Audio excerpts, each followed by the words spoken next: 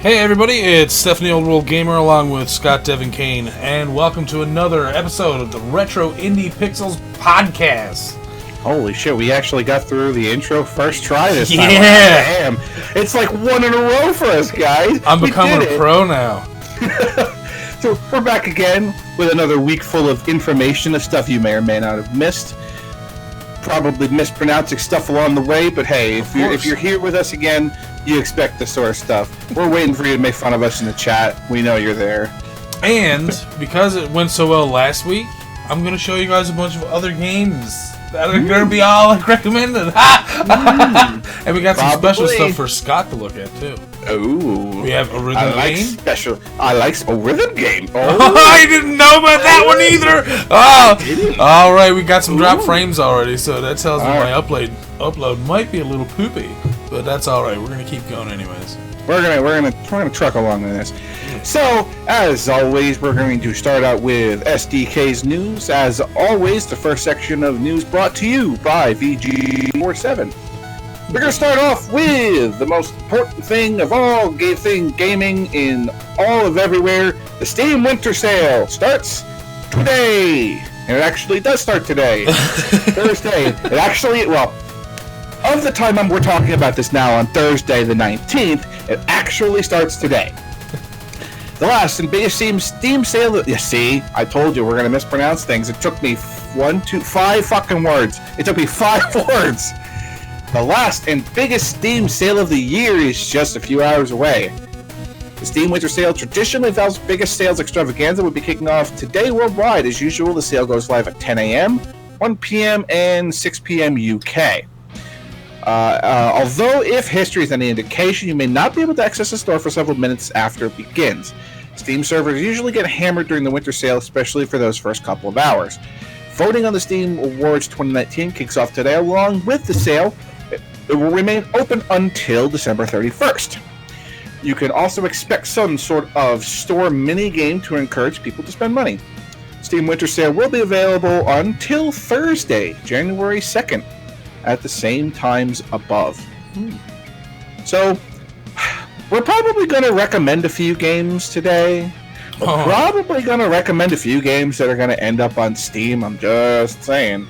So, this is the time of the year where, hey, we've gone and we've done all of our Christmas shopping, our wallets look disgusting, and now Steam's like, oh, you think it looks bad now, huh? Just wait until we get 75% off of that game that you wanted before. Remember that? Yeah. So, as of today, it should have kicked off for everywhere at this point, 6 p.m. UK, so we're definitely past that. So you guys have, 19, 31? You guys have 2 weeks. 2 weeks for the Steam sale. So you never know. You might want to wait up for that Christmas money that's in that stocking. You never know when you're going to find in those stockings. But also, they always give away at least a tiny little bit where they're talking about the little games and stuff like go from this and search your queue and get extra stuff and do all the awards and stuff like that. They always do something like that every year. So keep your eyes open for that too. So, available until Thursday, January 2nd.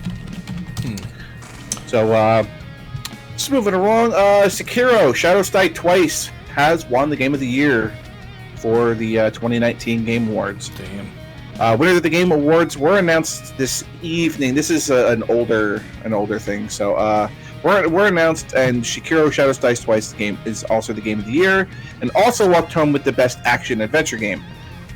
Disco Elysium also walked off with 4 awards. Game of the Year nominees were Control, Death Stranding, Resident Evil 2, Smash Ultimate, Outer Worlds. Winner was Sekiro Shadows Die Twice. Best Action Game of the Year. They had a whole bunch of things here. They had Apex Legends, Astral Chain, Call of Duty Modern Warfare, Gears 5, and Metro Exodus. But there were... So I was watching Maximilian dudes stream, and they were basically just going, if Devil May Cry 5 doesn't win Best Action Game of the Year, they were just turning the stream off. Lucky for them, they got to continue. Best Action Game was always Sekiro. Best Art Direction, Control. Best audio design was Call of Duty Modern Warfare. I don't understand that. Best audio design for a Call of Duty game? Sure. Best community report or support, Destiny 2. Alright, so you have to understand something. I just started playing Final Fantasy XIV, which was in that list. It was Apex Legends, Destiny 2, Final Fantasy XIV, Fortnite, and Rainbow Six Siege. I will say, out of all the MMOs that I've ever played, Final Fantasy XIV has had one of the most supportive communities I have ever played. Alright? Okay. So, I'm, at this point, maybe 4 or 5 days into it, and I've gotten so much help from people who are, like, so much higher in levels than me. It's just like, oh, hey, how you doing? Do you need any help? It's like just random people will just walk up, will just be like, hey, how you doing? Are you a new player? Yeah. You guys need a tank for everything? You guys need a healer? It's like, that's happened a lot.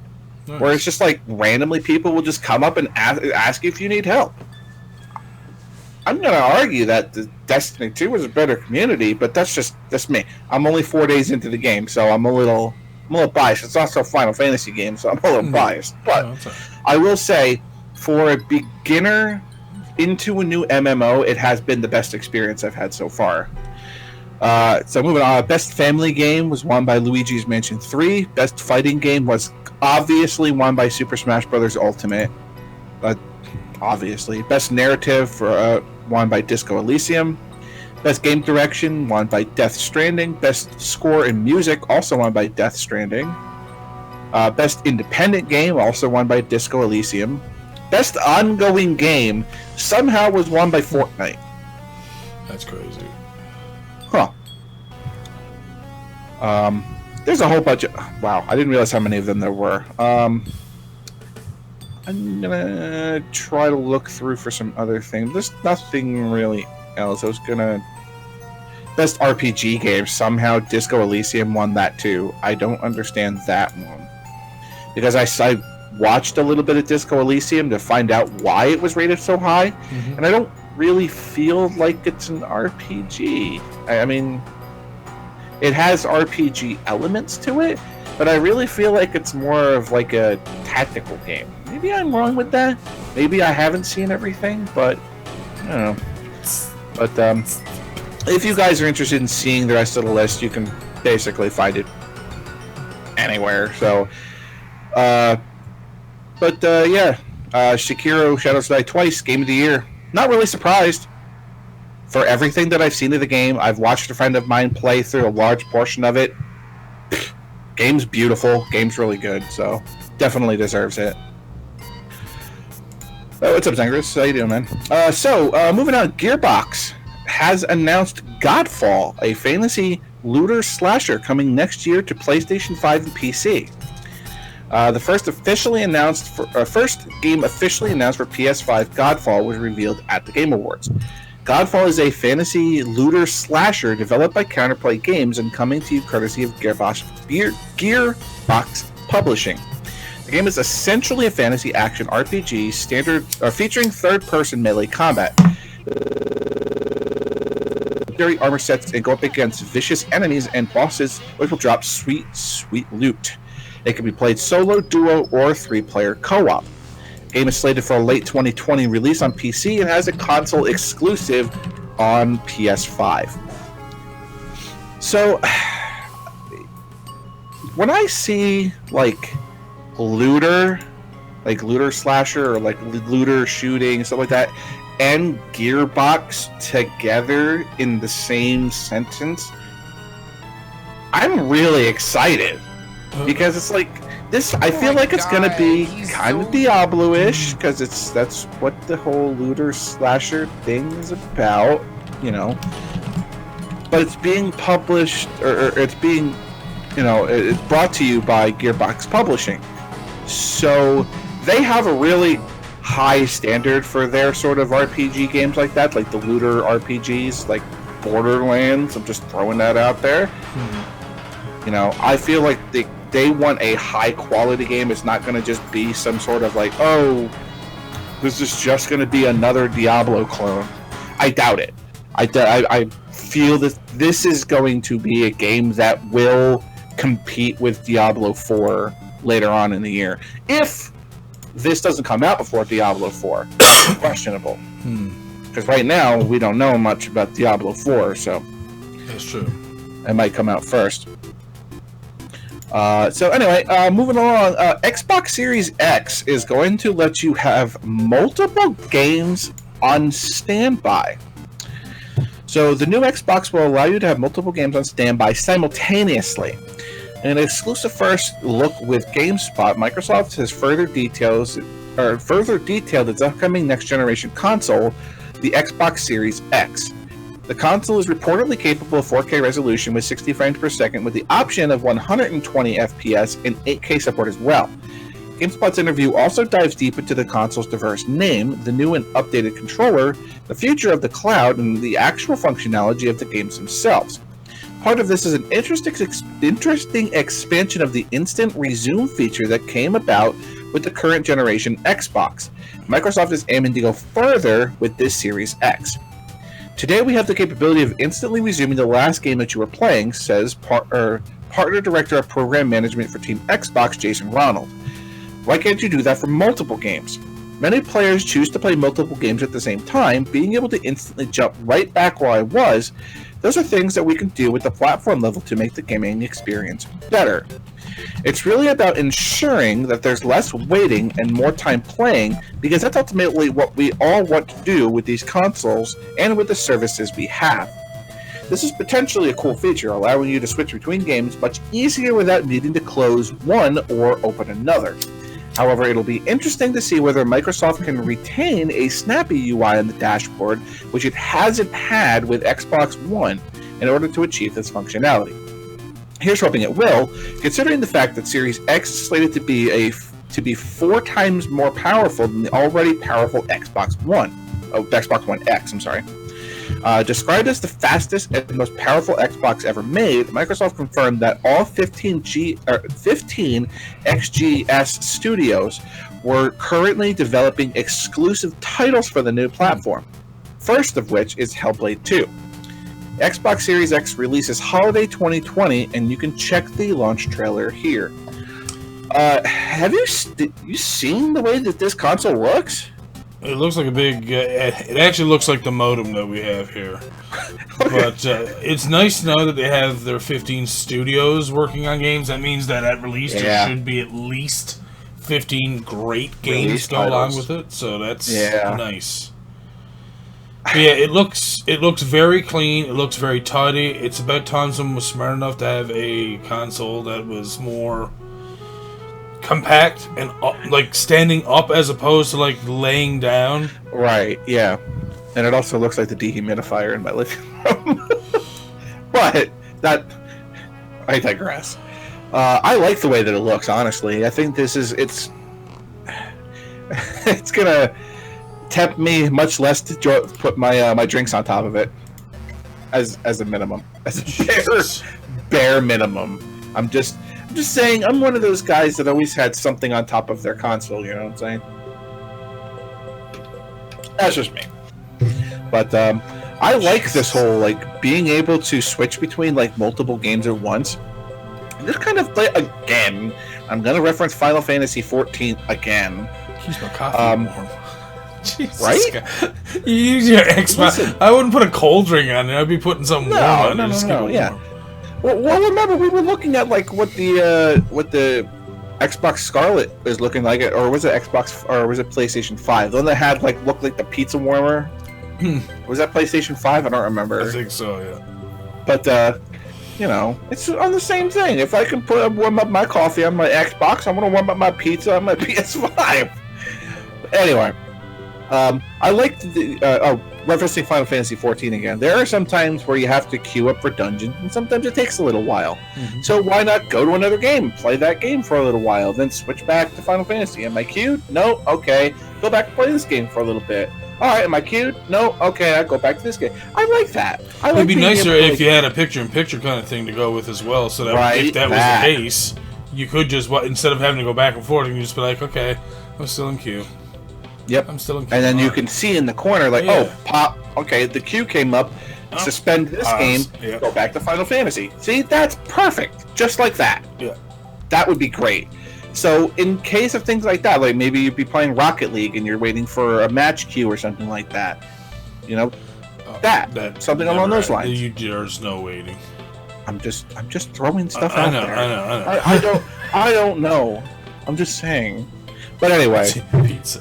It's perfect for warming your pizza. But no, I think it would be perfect for like games like RPGs or anything that requires you to wait for match queues or something like that. Yeah. That sort of stuff. So, good idea. Let's hope it pans out. The design is definitely unique. I like it a lot. I hope that it standing up isn't going to be too much of an issue for the disc reader. So, I don't remember what the hell console was it that did that before. I think the PlayStation 2 did that, where you could have it upright. Yeah, because they had like a thing, and they also had a fucking loose as fuck tray too. These things are probably made with like a more like almost there's probably some kind of system that grabs the disc as well. So. Yeah. So hopefully that's implemented with that too. So, ladies and gentlemen, I have unfortunate news for you guys. Brofesting is going to be coming to an end soon. YouTuber Felix Pewdiepie Kjellberg has announced he is taking a break from the platform of YouTube. Kjellberg announced his plans to step away from YouTube next year in a video this weekend, where he begins by denouncing YouTube's recent policy update concerning harassment.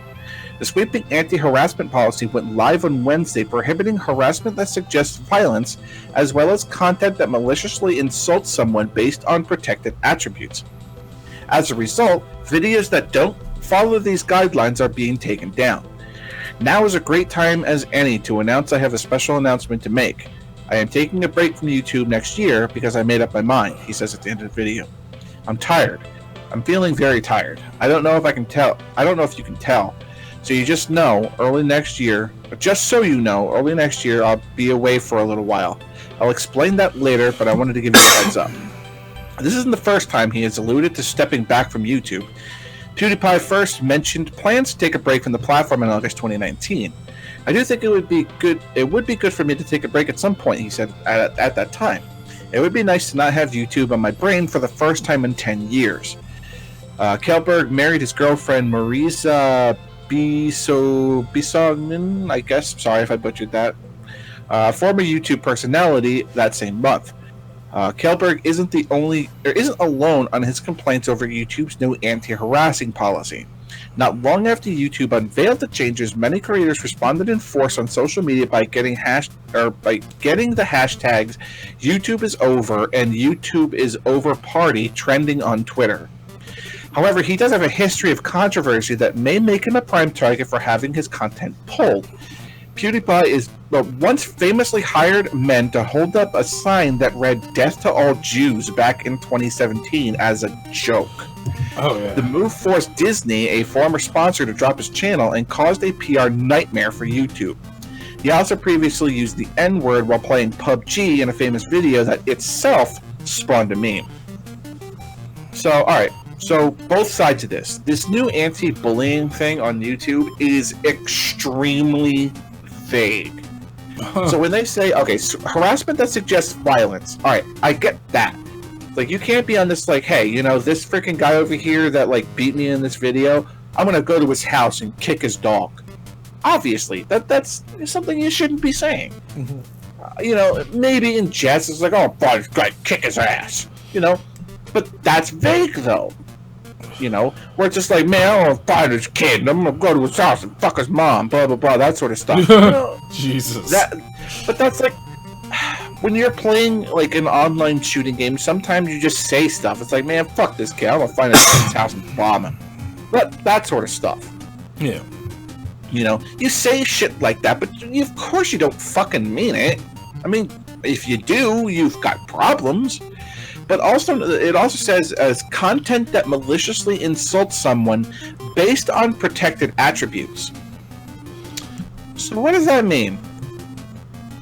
Does that mean that it's just like, I'm not a big fan of this other guy on YouTube. It's like his videos are okay, but man, his fucking nose bothers me. Like that. Is that what they're talking about? Can I just interject real quick and say, guys, Aren't you happy that we left YouTube pretty much to come over here to Twitch, where we're not like being like pushed around too much, like? And this is why I only use YouTube as a place to upload videos. I mean, if they're gonna get mad at me, let them get mad. Take down whatever videos you want, whatever, man. You know, it sucks, but I mean, we need a place where we can keep videos. Like, and here's the thing. So, like, we're going over this subject matter here. All right, we're talking about this because it's part of YouTube's, greater scheme. PewDiePie's taking their break. So I was using examples of the harassment that suggests violence. So what if their algorithm just randomly happens to hear me say something along the lines of, "Hey, that kid who killed me in Fortnite, man, I'm gonna find him and beat his dog up." If the algorithm just happens to hear that, is that gonna be viable? Or it's like, well, we'll find out when the podcast gets removed, right? Of course, I don't mean that. It's just I'm using it as an example, but like, watch, that's enough, this sort of thing. But again, PewDiePie has done enough to shoot himself in the frickin' foot, so I don't really think that like the new harassment laws are really that big a deal for him. You just when you're doing your stuff, just don't be a fucking tool. Yeah. Now, I've seen this whole video with the Death While Juice thing that he did. This is on Fiverr to a bunch of dudes who lived in, like, buttfuck nowhere or somewhere. Like, it was some country all the, like, I don't know, it might have been, like, somewhere in Southern Africa or Southern Asia. It was somewhere, like, far away, anyways. And I don't even think that they knew what they were writing down. So, of course, they were going to, for $5, we'll just say something, we'll write it down and say something. Okay, I mean, that's that's an easy $5. They don't know the difference. He's just doing it to see if, like, are these people doing their due diligence and making sure they're not doing something like that, and it was as a joke because obviously he didn't think that this was actually going to work, but it did, and he was showing that, hey, look, this is what can happen because people aren't, doing any work towards what they're trying to do. They're on Fiverr. So I mean, if those people didn't understand what they were saying, then why would they say it? Like, shouldn't you get a translation, be like, oh shit, no, let's not do this one, right? Yeah. And other people from Fiverr actually declined, stuff like that from him because they knew what he was, getting on with. Yeah. So, yeah. It's like the same thing. It would be like, hey, here's $100. Hold up this sign with kanji on it in Japan and see what happens. It's like, well, what does it say? Right.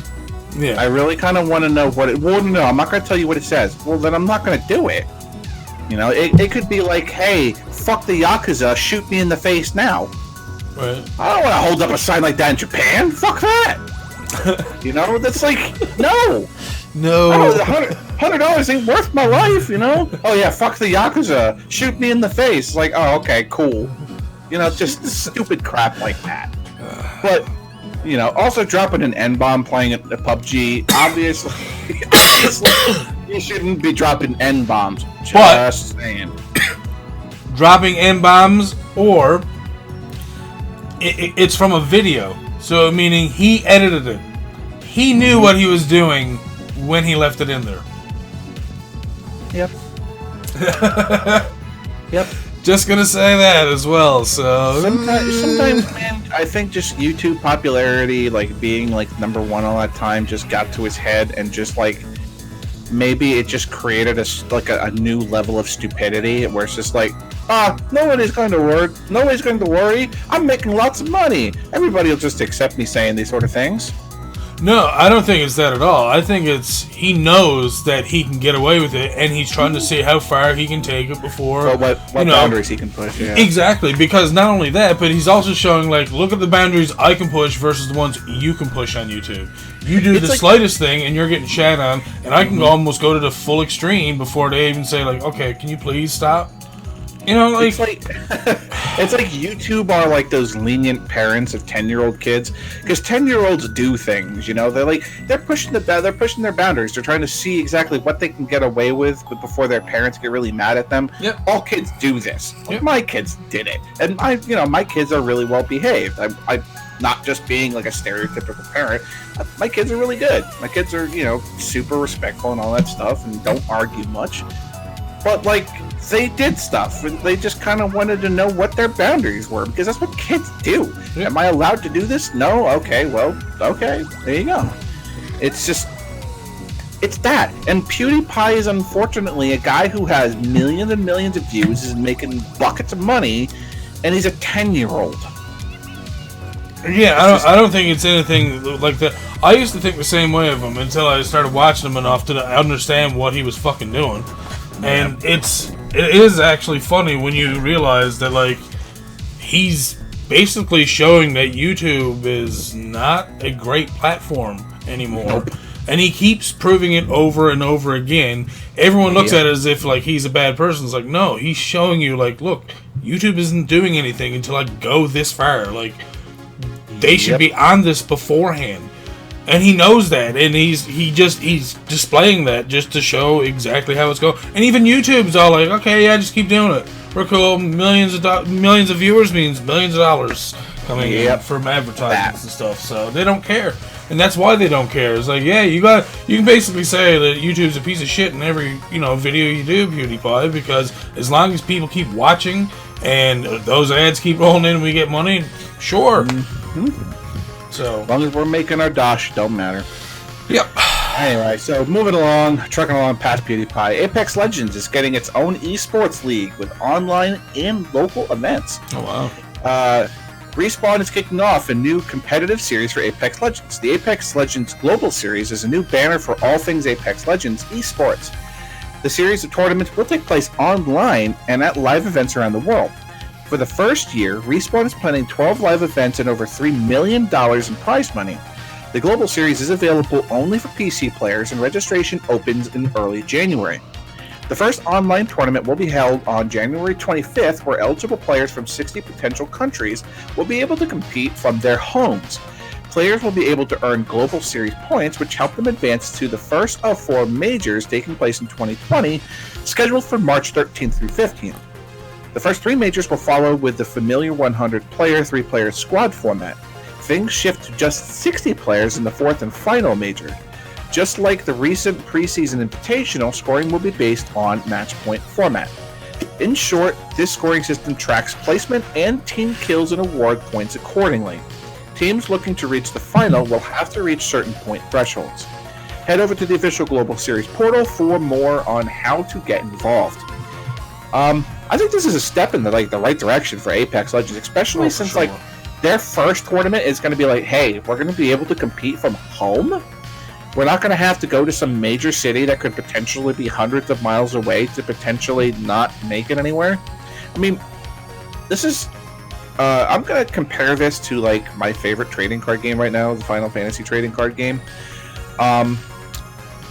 The problem that I'm having with it is that a lot of the competitive events on the East Coast are just so far away. I want to go to these things, but they're just so far away. Like upstate New York or Georgia or, Virginia or something like that. I can't make those sort of things. Mm-hmm. But if they had some sort of online competitive thing, that would be great. Look at it from my perspective, Scott. Imagine if I was into that kind of stuff. Yeah, right. Good luck with that. I mean, I don't know if people realize, but just go to something like that, or AGDQ, or whatever the case may be. I mean, you're looking at, close to, somewhere between $500 and $1,000 just for a plane ticket to get there. And that's not including where you're going to be staying, how long you're going to be staying there. Are you sharing a room with someone? Because I probably can't. If I'm snoring, that person is not going to sleep, and they'll hate me for life. So, that means I'm paying for a place by myself. So then you have cost for food. You have cost to get back and forth from places, and it's going to be expensive. So having something like this where you can stay at home, right? That's great. And we're talking about they're giving away $3 million for their first tournament. Woof. That's a lot for a first tournament. I remember back in the days when League of Legends first did their first invitational tournament, they only gave away $500,000 or something like that. So how big is Apex Legends right now that they're going to talk about doing 12 live events and $3 million in prize money in the first year? Yeah. Oh, that's pretty good for you guys. So good on you. If you guys are Apex Legends players, man, you right from your own home can start getting involved in this right now. Well, not right now, but starting January 25th will be the first day. Next up, final article from VG247. You can sign up for the Phantasy Star Online 2 Xbox One closed beta right now. If you're still reeling from the news that Phantasy Star Online 2 is coming west, you may now do something about it. Sega has now opened signups for the Phantasy Star Online 2 closed beta on Xbox One. Available players in the US and Canada, available to players in the US and Canada, the closed beta is exclusive to Xbox One for now. The specific start and end dates have not been announced, but signups are now open through the Xbox Insider Hub. The app can be accessed from Xbox One or PC. If you don't have it, just search Xbox Insider Hub on the store. You'll find Phantasy Star Online 2 under Games. If you hit Join, you'll be notified closer to the closed beta's launch. Phantasy Star Online 2 coming west was one of the surprise announcements at Xbox E3 2019 show. The MMO is set up for launch in spring 2020 on PC and Xbox One, though only in North America. So, remember before we started the podcast, I was saying how, like, I'm going to forget something. I forgot to look at your news and see if there was anything that you covered that I had up as well. So, guess what? That's at least one thing. If you guys didn't get any of Phantasy Star Online when it first came out, it was, busy, to say the least. It was only super popular, and there were tons of players playing it back in the day. We're also talking about, like, an online MMO back in the days of Dreamcast. Weren't they? Didn't they also have that on, like, GameCube and stuff, too? Maybe? I'm pretty sure it was on GameCube as well, yeah. Because as soon as I heard that, I was like, Phantasy Star Online 2, I was like, really? It's like, isn't that the same one as GameCube? I'm pretty sure. It was... Yes, it was GameCube. Yeah. GameCube, Xbox... Maybe I was thinking... Too? What game was I talking about? Or what game was I thinking about that was the MMO that was on Dreamcast? I thought that was Phantasy Star Online. Huh. Well, anyway, GameCube. There you go. But... I could have swore this was on Dreamcast. Not on PlayStation 2? I'm surprised it wasn't on PlayStation 2. I think a Star Ocean. Maybe, I don't know. Oh, Star Ocean could be, yeah. I might be thinking of that. But anyway, I just... Phantasy Star Online. See, I gotta know!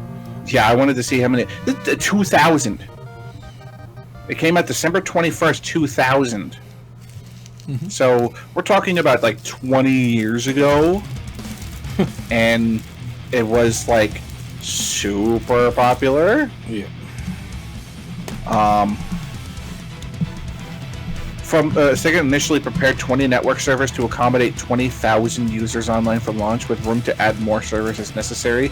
It was increased to support up to 36,000 players before launch. And we're talking about a particular MMO that was 20 years ago. Mm-hmm. You know, so that says something about, like, how ridiculously popular this was. So, Phantasy Star Online 2, it can't be anywhere. It's like, access to MMOs now are so much more widely accessible. So, I'm gonna probably predict that there's gonna be, like, 2 or 3 million users on the first day, and probably end up having, like, the Diablo 3 syndrome where nobody can get online. Where it's just going to be so widely popular that just... Phantasy Star Online was published on the Dreamcast. Okay. Yeah, it must have been the first one. Yeah. Yeah. That would make sense, because Phantasy Star was originally from the Sega lineup. Yeah. So it would make sense that Phantasy Star 2 would eventually go to GameCube, because that's the thing when they really had the crossover from Sega. So moving on with some more articles for you guys that are coming to you from GamesRadar.com. GamesRadar.com. Mm-hmm. So, if you guys are interested in some free games, Epic's game or the Epic Game Store has some games for you. Into the Breach kicks off 12 straight days of free games. The Epic Game Store has a bunch of free goodies for you over the holidays, and starting with one of the best tactics game in recent memory. You can head to the store right now and claim your free copy of Into the Breach, the turn-based tactical mech combat game from the creators of FTL. Then make sure you head back for 11 more free games through each day through January 1st. I'm looking at you, Six, because I know that you guys were fans of FTL, so I think you guys like that, like you and Steve like FTL. Oh, so, yeah, we were big fans. Into the Breach. There you go. Unlike the usual selection of free games on EGS, each of these picks will only be available for 24 hours before being replaced by the next game. There's no telling what Epic will offer up next, but you should definitely give Into the Breach a try. Here's how it was summarized back in the best games of 2018. Tactics and strategy games often take a more is better approach, with huge battles, tons of combatants, and stats everywhere. Into the Breach does the opposite. Each battle unfolds on an 8x8 sized grid, lasts 5 turns, and with the occasional exception gives you control of no more than 3 basic units. Oh, and you can always see what your enemies will do next turn. But as in the Insectoid Vec emerge,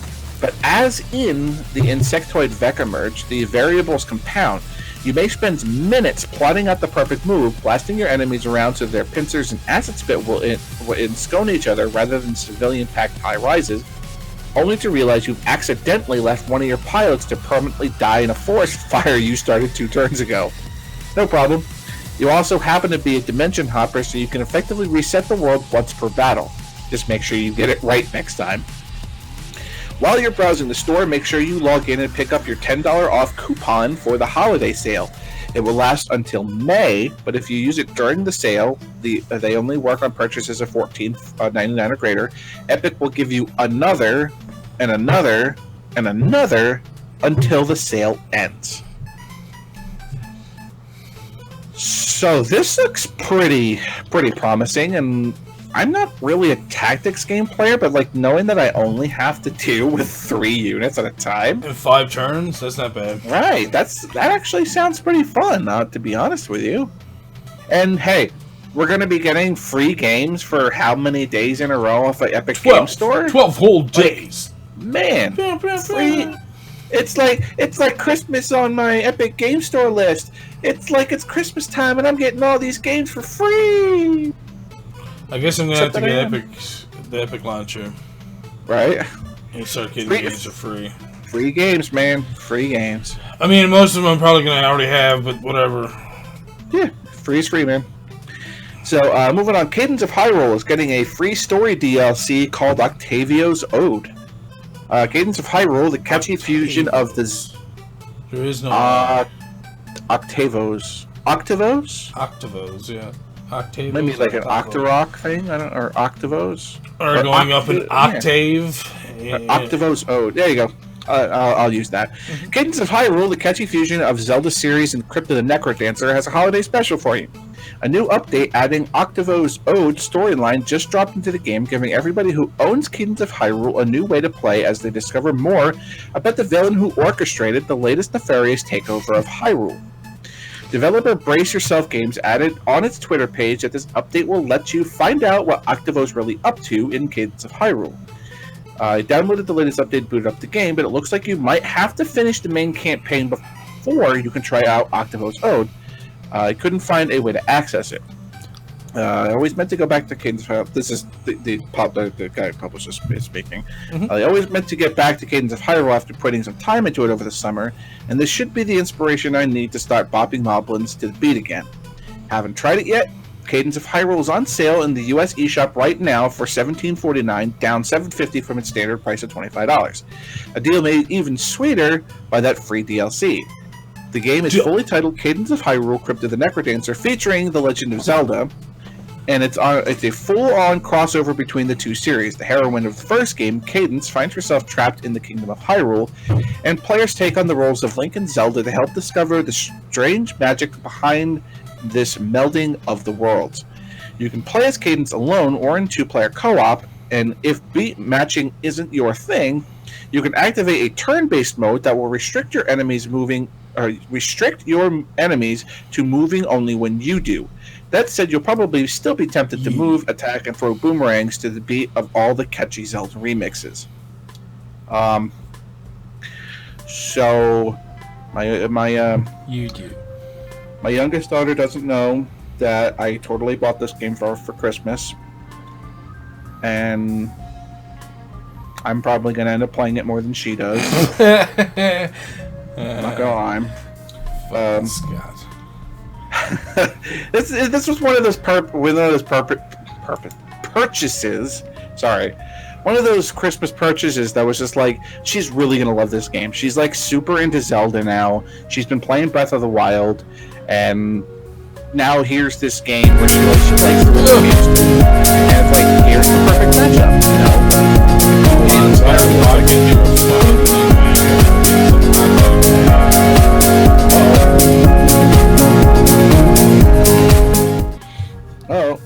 That was terrible. Holy fucking loud.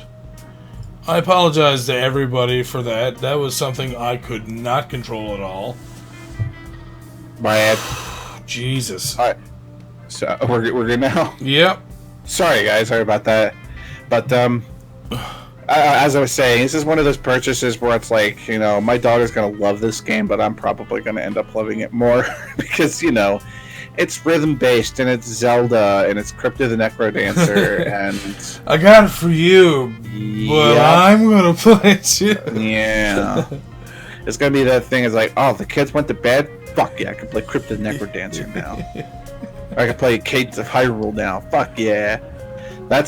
Don't expect to see me on like streams December 25th, because I was like, man, maybe I should do like a Christmas stream when everybody's like done with all of their holiday stuff and they're at their home and relaxing.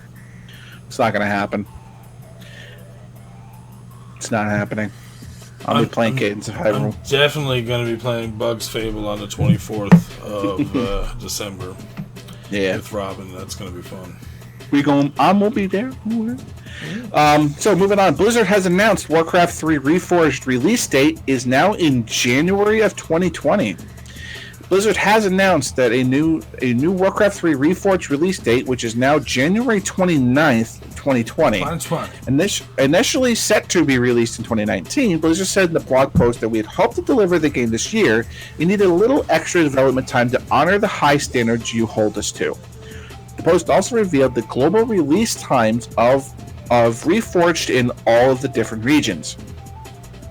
First announced at BlizzCon 2018, Reforged is a full-scale remaster of the classic RTS Warcraft 3 Reign of Chaos and the Warcraft 3 The Frozen Throne expansion. Featuring 7 single-player campaigns to work your way through over 60 missions, the remaster also includes updated matchmaking features using Battle.net's online service. Warcraft 3 follows in the footsteps of other Blizzard titles such as StarCraft that have also gotten a remodernizing remaster.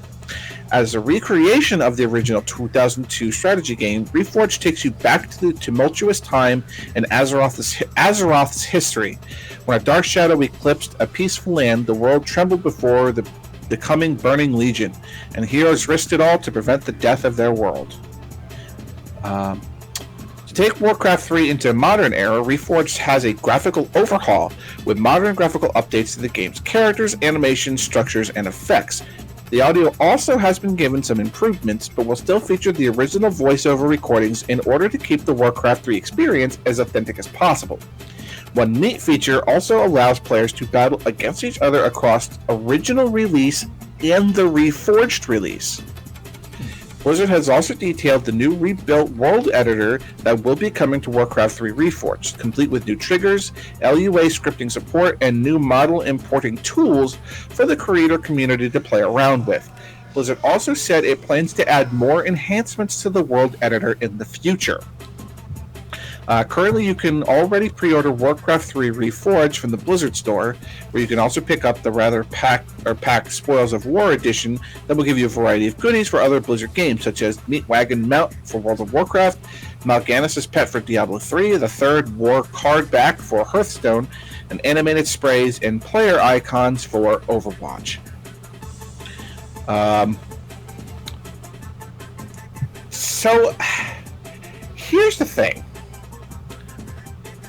I'm more interested in this to see what people do with the world editor. With a world editor. Mm-hmm. Now, if you guys weren't aware, Dota started in Warcraft 3.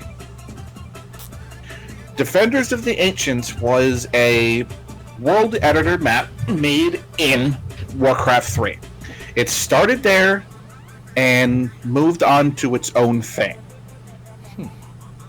I can't tell you the number of times I played Dota in Warcraft 3.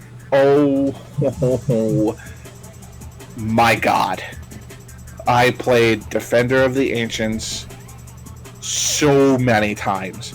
And it's basically where all of that started. All of that MOBA stuff, like League and Dota and Paladins and that sort of stuff. That's where well, not Paladins. Paladins is an Overwatch clone, but Paladin, Dota. But you know, all of those sort of games like that, they all started because of Warcraft 3. All that stuff. So you definitely have this game to thank for that, and I'm sure at some point somebody is going to make something along those lines. And I'm looking forward to that. And I definitely played Mephistopheles in that a lot. He was my favorite hero. And Mephistopheles, man. He was basically the necromancer of the original Dota. You guys know what I'm talking about. You played it. Maybe you didn't, but I'm just saying. For those of you who did play Dota in Warcraft 3, you know what I'm talking about. Dota. Yeah. So, I thought you would find this interesting, Stefan. Prescription for Sleep, Shovel Knight, is your next drug-free sleep aid. Prescription for Sleep, Shovel Knight is an album of Shovel Knight music packaged together with the express intent of helping you nod off quickly and peacefully. The collection is being handled by Scarlet Moon Records, a record label specializing in video game music PR. Shovel Knight's OST was handled by prominent video game composer Jake Kaufman, who also lent his talents to Contra 4, DuckTales Remastered, and the Shantae series. Prescription for Sleep Shovel Knight takes Kaufman's excellent work on Shovel Knight and works it into soothing, smooth jazz sound ideal for sleepy times, naps, studying, and meditation. The Shovel Knight collection includes music from the game's base score all the way through to the latest expansion, King of Cards. The album is available digitally for only $12 or as a limited edition CD for $25. The physical edition includes 2 CDs and all 20 tracks, as well as a 20-page insert with comics, interviews, and stickers. And if you like the sound of it, you want to add quick, as the CD package is limited to only 1,000 copies. So something else I won't get. The tracks are performed by Gentle Love, a star-studded duo consisting of Metal Gear Solid composer Norihiko Hibino and saxophone and Etrian Odyssey pianist Ayaki. Ayaki? Really? Damn. The group also performed the music for Scarlet Moon's Undertale and Celeste's collections. And more of an ASMR podcast guy when it comes to falling asleep, but when I'm listening to the Prescription for Sleep Shovel Knight and researching and writing this article, I can say it's an excellent accompanying music. This sounds awesome. I'm not gonna lie to you. Mm-hmm. Like getting like a smooth jazz, like Dude, I'm telling you, there's so much of this stuff on the go that people don't even realize because it's not being put out to the public as well as it could be. It's not being shown to everyone. Like, there's so much like records and CDs and just soundtracks and like redoings of soundtracks that you can get that literally people jump on it. The ones who know about it jump on it immediately and they sell out fast. But at least you do get the digital stuff, which is still nice. But I mean, being someone who likes to collect things, I want the CD version. Of course. So, yeah, it's I love all this kind of stuff, and again, music from games. I don't know. I've always been a really big fan of game music. I know a lot of people are, but I don't. If there's anything I know more about in games, it's probably the music than anything else. That's one thing I can remember more than anything. So, yeah, I love seeing this kind of stuff, and I'm glad you covered it. That's awesome. Yeah. But $12 for the digital album. I mean, come on, man. And for what it's worth, Shovel Knight's score was already really good to begin with. Yeah. And now having like a smooth jazz style of Shovel Knight's already epic score, oh man, I can't wait to hear this because I'm actually considering picking this up for myself because it's Shovel Knight and that stuff's really good. So, you know, it comes with 20 tracks and runs. It doesn't say exactly how long it runs. Looks like 20, 30, 40, 50. It looks like it runs almost 2 hours. So over 2 CDs, man. And if it's meant for you to fall asleep quickly, then you're not going to be able to get to listen to it for a while. Right. But there you go. I mean, with the CD edition, you get like the booklet with the comics, the sticker sheet. You know, worth taking a look into. Stuff is nice. Yeah. So, you guys remember how a little while back we said that Capcom had talked to some people and it's like, hey, Resident Evil fans, you want to test a new game? You can't talk about it. Well, Dino Crisis has gotten a new trademark filing by Capcom. Oh! If a recent trademark filing by Capcom is any... No, you skipped the part underneath that, Scott. Capcom also filed trademarks. No, I'm getting there. Okay. You fucking skipped that line. It's an important line. Don't worry, we're getting there. If a recent trademark filing by Capcom is any indication, it seems a new Dino Crisis game could soon enter development. The veteran developer and publisher filed multiple new trademarks for Japan for IPs including Rockman, Power Stone, and Darkstalkers. The Japanese trademark filings are anything but confirmation of a new game in any of the aforementioned series, but it's a hopeful sign that Capcom fans and retro survival horror fans in particular. It seems relevant to mention that Capcom's 2019 investor report revealed a vague plans to awaken dormant intellectual properties, adding another sliver of hope to gamers hoping for a revival of Dino Crisis or Darkstalkers. That again, it isn't at all uncommon for publishers to file trademarks at seemingly random intervals to protect older IPs from being picked up by other developers. Still, Capcom has seen a lot of positive reinforcement to make old games.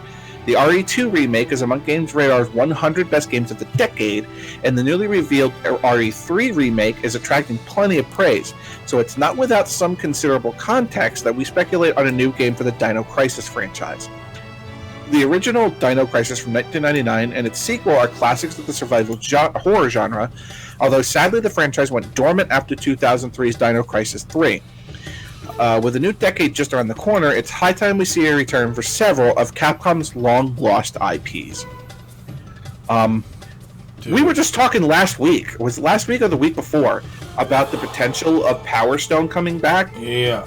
Like, come on. It's time. It's time for a new Power Stone. It is also time for a new Dino Crisis. I don't know how they didn't include Rockman / Mega Man in that fucking title either. That was crazy. Yeah, it's I guess kind of expected if they're going to follow up to Mega Man 11, but I mean, still, you know what I mean. Mm-hmm. It could be something else fun. I mean, if they're going to go on make Mega Man 12, I'm okay with it. I mean, Mega Man 11 wasn't exactly my favorite Mega Man game. It wasn't bad, but it wasn't like up my favorite. Like, you know, I'm going to probably Mega Man 9 is probably up there with like my favorite Mega Man games of all time. But that notwithstanding, I do believe that it is time to revive Dino Crisis. And I hope it's a new game. I really hope it's not just them going to be like, oh, here's Dino Crisis Remastered. It's like, no, I want a new game. I want to see Regina again. I want more Regina. You know, that sort of stuff. Or, if you're not going to do it, here's the thought, Stefan. they got Mega Man back. They got Darkstalkers. They got all these filings for Darkstalkers and Dino Crisis and Mega Man and all that stuff. What's not to say that all those characters just show up in Power Stone? Oh, that's cool. Am I right? I'm cool with that. I mean, I would go with a Power Stone game. It's like, here's all these base characters, and here comes some characters in the future. Oh, look, it's Regina. Oh, look, it's Mega Man. Oh, look, it's Morgan or Felicia. Hey, we're in Power Stone now. Let's just hope that it's not something sad like, here's a compilation of games from back in the day, and it's like, oh. Yeah, I mean, that's cool, but no, I'm gonna buy it because it's like, it's Power Stone and it's Darkstalkers. Yeah. I mean, Darkstalkers did have a new game a couple years ago on Xbox One, or Xbox 360 or something like that. But it was at the same time that they revived Marvel vs. Capcom too. So it's like, it's one of those things where it's like, I would be okay with getting some of those games back, but I would really like just new games. Or like I said, have all those characters show up in Power Stone in a new Power Stone game. Darkstalkers characters would be cool. Mega Man already has a 360 model. You could use Mega Man Volnut. I'm just saying, he already has a 360 model. Throwing that out there at you, Capcom. I want a new Power Stone game. They can do a lot with what they have. Oh yeah, absolutely. Bring back fucking Magic Sword, goddamn. Oh. Right? Wouldn't it be nice to get like a more modern Magic Sword? Whew. That'd be awesome. Whew. Can you imagine what like a 2D, 3D Magic Sword would look like That'd now? Be fucking deadly, dude. No one has. Hey, Magic Sword? Indie devs, you're looking for something that's cool and retro-like to copy, kind of, or go by. Magic fucking Sword. That game was so awesome. Mm-hmm. And it started in the arcade, of all things. Yeah, I know. That's where I first played it. Yeah. So, I haven't given you guys zero Pokemon Go updates, so I'm going to give you someone now. A new Pokemon Go Buddy Adventure is coming in 2020. Niantic and the Pokemon Company have announced that a Buddy Adventure is set to come to Pokemon Go worldwide in 2020. The feature introduces new ways to interact with your Pokemon and a host of new perks, which you unlock by deepening your bond with your best Pokemon pal. Alongside releasing a heartwarming trailer, Niantic detailed the new feature coming to Pokemon Go in a blog post. In the new Buddy Adventure feature, trainers worldwide will be able to experience what it's like to have a Pokemon exploring the world with them. When AR mode is enabled, you'll be able to play with your buddy Pokemon and feed them berries. As you get closer with your buddy Pokemon, you'll be able to increase your buddy level, which will unlock new perks. Good Buddy, your buddy can join you on your map view. You also see how your buddy feels on the buddy profile page. Upgrade that to Great Buddy, having a hard time catching Pokemon, your buddy may help you out in Pokemon encounters. It can also bring you items that can help you in your Pokemon Go journey. Leveling up into Ultra Buddy, your buddy will help you explore the world around you by letting you know about interesting places nearby. Your buddy will also bring you souvenirs, which you can keep track of on the buddy profile page. And highest level Best Buddy, become Best Buddies, and your buddy will support a Best Buddy ribbon to show off to everyone just how close you two are. Pokemon that you're Best Buddies with can get a CP boost in combat as long as they're still assigned as your Pokemon, or your buddy Pokemon. Your buddy's affection is measured in hearts, and you'll be able to earn hearts with your Pokemon by walking, battling, petting, feeding, and taking pictures with your buddy. As your affection increases, your buddy's mood will also improve and unlock additional perks, such as cutting down the time it takes to earn candy. I'm sorry, I look over and I see Stefan's jamming out. When you reach a certain buddy level, your buddy will begin to alert you whenever an interesting Pokestop is nearby. The buddy profile page is also getting an upgrade, so you'll be able to keep track of your buddy Pokemon's current mood, their affection meter, buddy level, and the progress towards gaining candy. It will also include a daily activity chart so you can see what you need to do in order to earn more affection. Niantic and the Pokemon Company also revealed a shared AR mode, which will be coming to Pokemon Go after a launch of the new Buddy Adventure feature. The new mode will allow 3 trainers in the same area to take a photo together. Since launching Pokemon Go, this may be the most collaborative feature we've had since the Pokemon had with the Pokemon Company. Ryuta Hiyori, the head Niantic product manager on the project, said, "Even with your phone in your pocket, you'll feel like your buddy's right beside you." Currently in Pokemon Go, you can already choose to make one of your Pokemon a buddy. The chosen Pokemon appears beside your trainer in the in-game avatar and profile page, and as you walk around with your buddy, you'll begin to earn candy. Niantic said that while the buddy was first introduced to promote exercise, the addition of Buddy Adventure will feature more discovery and exploration than ever before and create real partnerships between you and your Pokemon. This is neat. Yeah. I'm not exactly sure how it's going to be like, "Hey, trainer, my buddy, you should come over here into this bush. Jump into this bush. There's some cool Pokemon over in this bush." Like, oh, okay, cool. I think just taking pictures with your Pokemon is pretty cool. That's neat. I mean, me and my friends are all going to get around and take pictures with our Pokemon. Yeah, I'd probably nerd out with that sometimes. I probably wouldn't let anyone know about it, but I'd probably still do it. You know you would, man. Yeah. I'll get a picture of me and my Skarmory. There you go. I have to re-download it, get a picture of me and my Skarmory. Even a Scribble. Yep. But, yeah, I mean, you have a whole bunch of new things to do. More just walking around and doing Pokemon Go stuff, and you'll be able to get more stuff from your buddy. Stuff. So, moving on. Sharpen those scalpels, folks. Oh, God. Surgeon Simulator 2 is coming out next year. Oh, Jesus. Prep your patience, doctors. Surgeon Simulator 2 is on its way. Though developer Bosa has not yet to solidify a firm release date on or the platform for the highly anticipated sequel, the studio has revealed that the title will drop in 2020. It also looks as though 4-player co-op and hopefully competitive surgery will also be available. Oh, Here, God. take a peek at its launch cinematic trailer as you follow an inanimate object, later revealed as a severed head, as it makes its way through the confines of a mysterious medical facility via the building's various rigs and contraptions, including conveyor belts, bowling alleys, and high-speed laundry carts. Arriving in 2020, the electrifying sequel that is Surgeon Simulator 2 promises to inject a delirious dose of adrenaline straight into the heart of the original, cranking everything up a whole new level, teases the video description. Not to mention, throws in a handful or 4 of surprises along the way. Surgery will, of course, remain at the heart of the experience, but as the trailer suggests, Surgeon Simulator 2 will be a vastly expanded offering promising true cooperation at the very least, the studio added by the way of press release.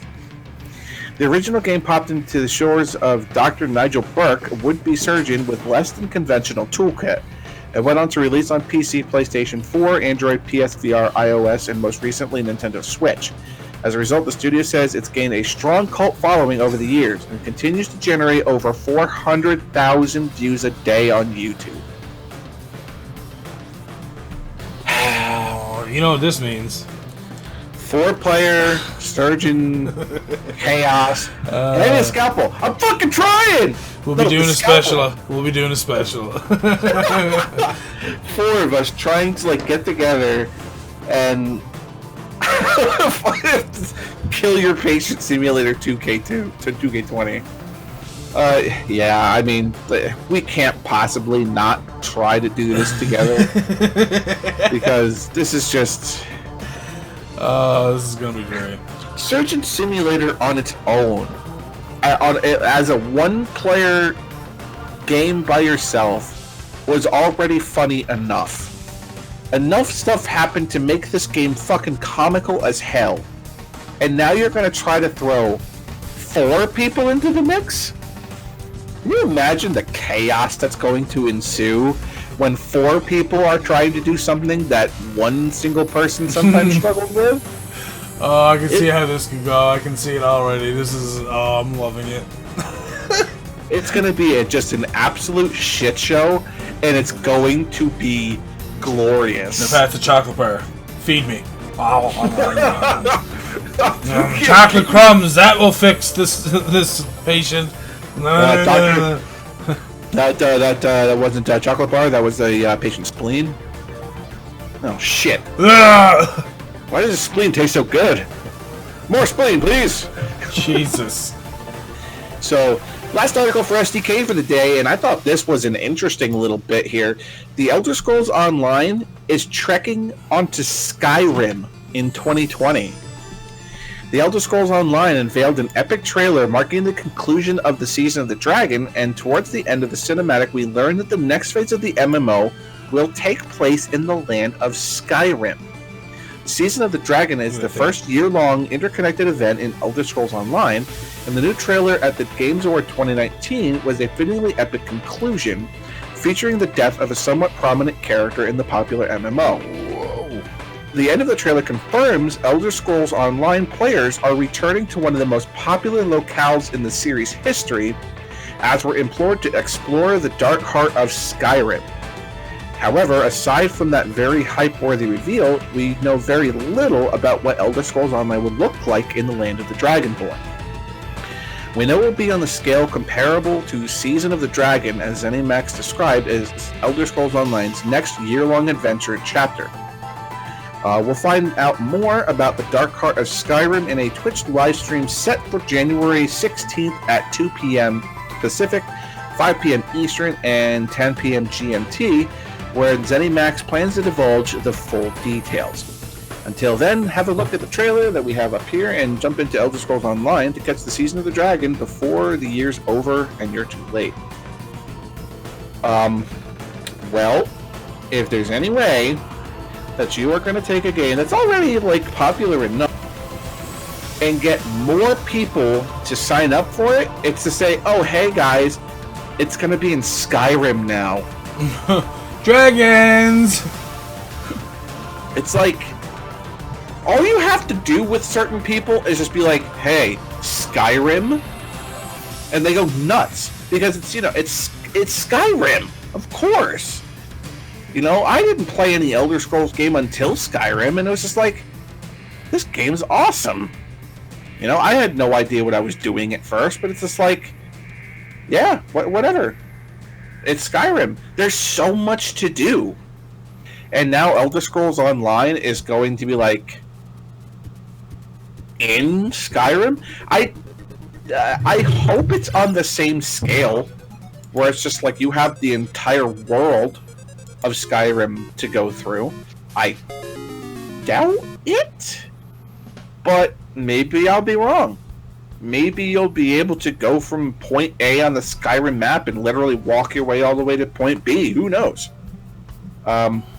They said January 16th is when we're going to be getting more information about that. And that will be on a Thursday.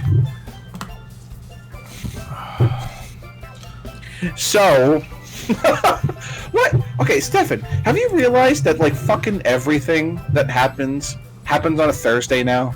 Mm-hmm. You see that? What do you expect? They just know. We're gonna watch it first and be like, yo, Retro Indie Pickles podcast is on Thursday at 6:30. If we do this at 5 o'clock Eastern, SDK and OWG will be able to watch it and then gush about it. Indeed. 5 o'clock.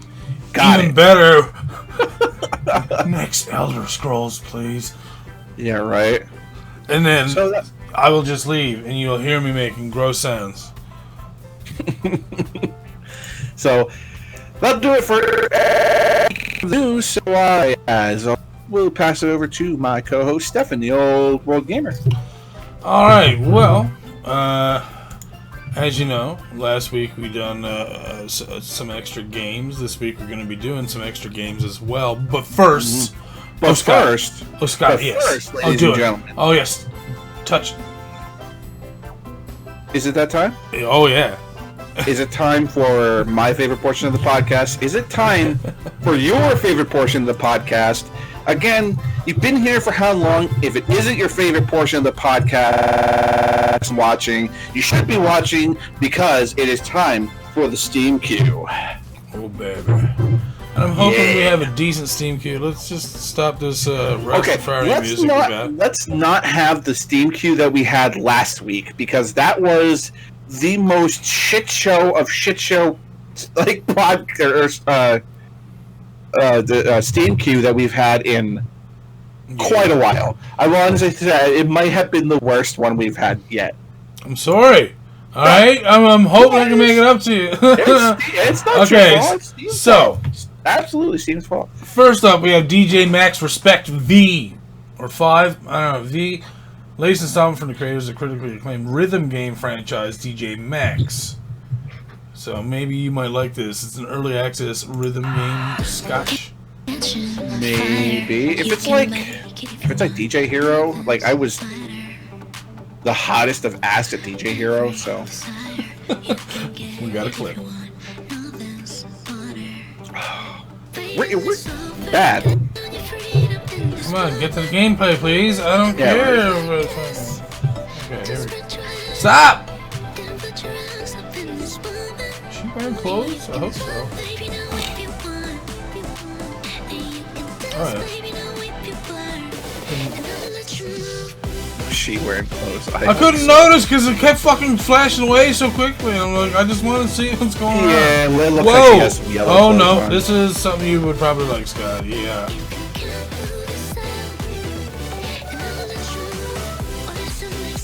Oh, we'll probably get hit for copyright on this one. That's cool. We're just trying to promote your. Oh God, it's. Yeah, it's 2IDX, and I am so bad at 2IDX. Oh. I got it. I have to see if this doesn't seem as bad as 2IDX, but it looked pretty much the same.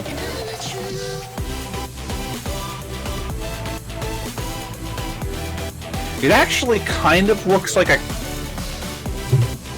It kind of looks like a not a copy of 2IDX. Like it has a little bit of that, and it has a little bit of sound vortex in it. Like maybe.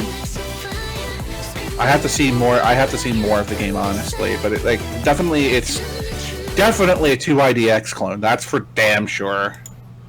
Yeah, it's something that I would ignore. No offense to the. Yeah, it's just rhythm games aren't your thing, and they're not your thing. No rhythm people, but damn for sure. It's not something I would play. Wait, Scott EXE had a critical error. Wait, I got it. Alright. So our next one is Frostpunk.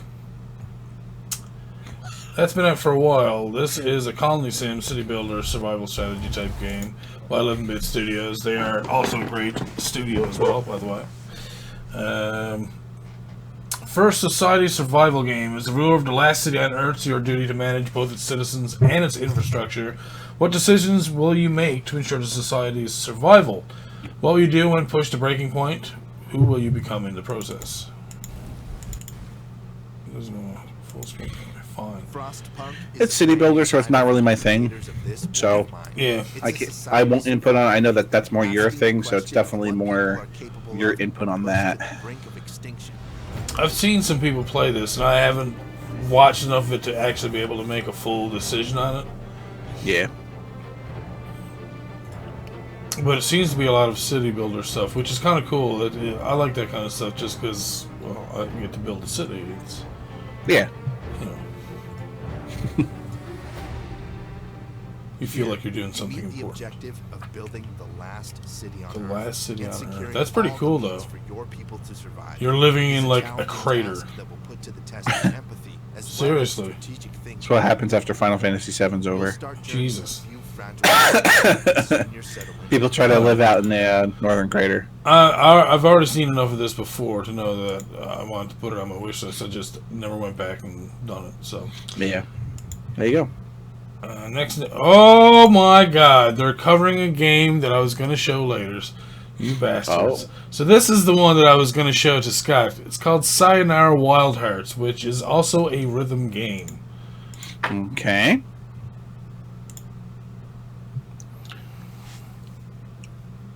Sayonara Wild Hearts. Yeah, it looks pretty good, and I don't play rhythm games, so I know it could be shat, but it looks nice.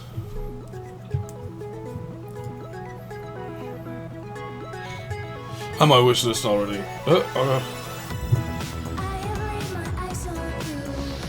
Yeah, I gotta see if I'm putting it on mine. Whoa. What the hell? This is not the type of rhythm game I would have found. I just seen a couple of the screenshots and I like the way they just kind of look. So I don't get what the... I guess, is it the... There must be some kind of button input you have to do, or maybe the game is just the moving part? I don't know. It looks super trippy. Yeah, it does. Right? And it is available now. Yeah, I'm not really... $11.59 Canadian, so you're looking at probably like $9.99 American. I'm not really seeing where the rhythm game comes into it. Dreamy arcade guy about riding motorcycles, skateboarding, dance battling, shooting lasers, wielding swords, and breaking hearts at 200 miles per hour. I won't ignore it, I don't think, but I'm definitely going to add it to my wish list because I don't think it's something I would like look to go and play. Personally. Yeah, I'm not really sure why that's why it's tagged as a rhythm game. It's kind of weird. Next, we have Virgo versus the Zodiac. Dethrone the Zodiac, survive the Golden Age, and purge the heretics that swarm the galaxy as Virgo, the Queen of Purity. This unforgiving, timed action, turn-based JRPG. I like the graphics already. Mm-hmm. Oh. Is this what I think it is? You have to press stuff like almost to like, not, maybe to a beat. We'll see. Anime waifu time.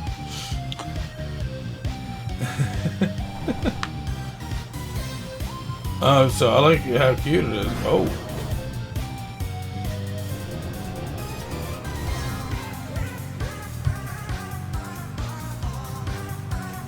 Soundtrack sounds pretty good so far. Yeah, it does.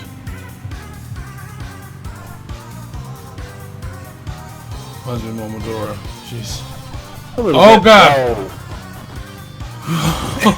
There was some bullet hell stuff. Alright. Uh-huh.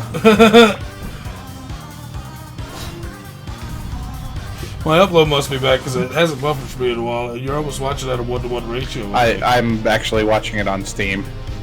Oh. I gotta figure out how to keep up with you now. You son of a bitch. See? we're evolving, guys. This is fantastic so far, yeah, man. and I'm loving every bit of this. So the combat in this kind of actually reminds me of Paper Mario. Mm-hmm. In the way that like every combat has like its own little like special thing that you can do. Yep. Or like so. Yeah, and all the soundtrack's pretty cool, and you get anime waifus and stuff like that. So add it to the wish list. It's on there. Of course, yep. It's going on there. Me too. That is not a traditional JRPG, but I fucking love it. It was great. It's not. Fight of Animals. Alright, so before we start, animal memes such as Power Hook Dog, Mighty Fox, Magic Squirrel, and more are now become fighters. Simple controls and funny animals and exciting battles. Choose your favorite animal and join the fight. Players able to fight through arcade mode, become the king of animals. Oh, fight! This is released today, so let's see. It's a casual sports fighting action game. What? You can actually become Doge. Come on. I'm not even full screening this. So that's how like press on it right now. Mighty Power Hook Dog.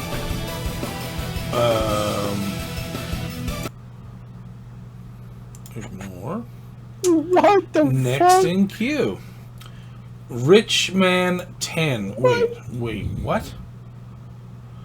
Rich Man 10 is a classic chess game in which players earn money by luck, dicing, and strategy, buying land and buying cards to defeat other players. Fine Arts adopt pure 3D queue version of the original painting style. Game modes include story mode, biography mode, multi-person hot seat mode, tabletop multiplayer. Alright, let's see this. DDP. Dumbdell's Page Studios. Nice. Right.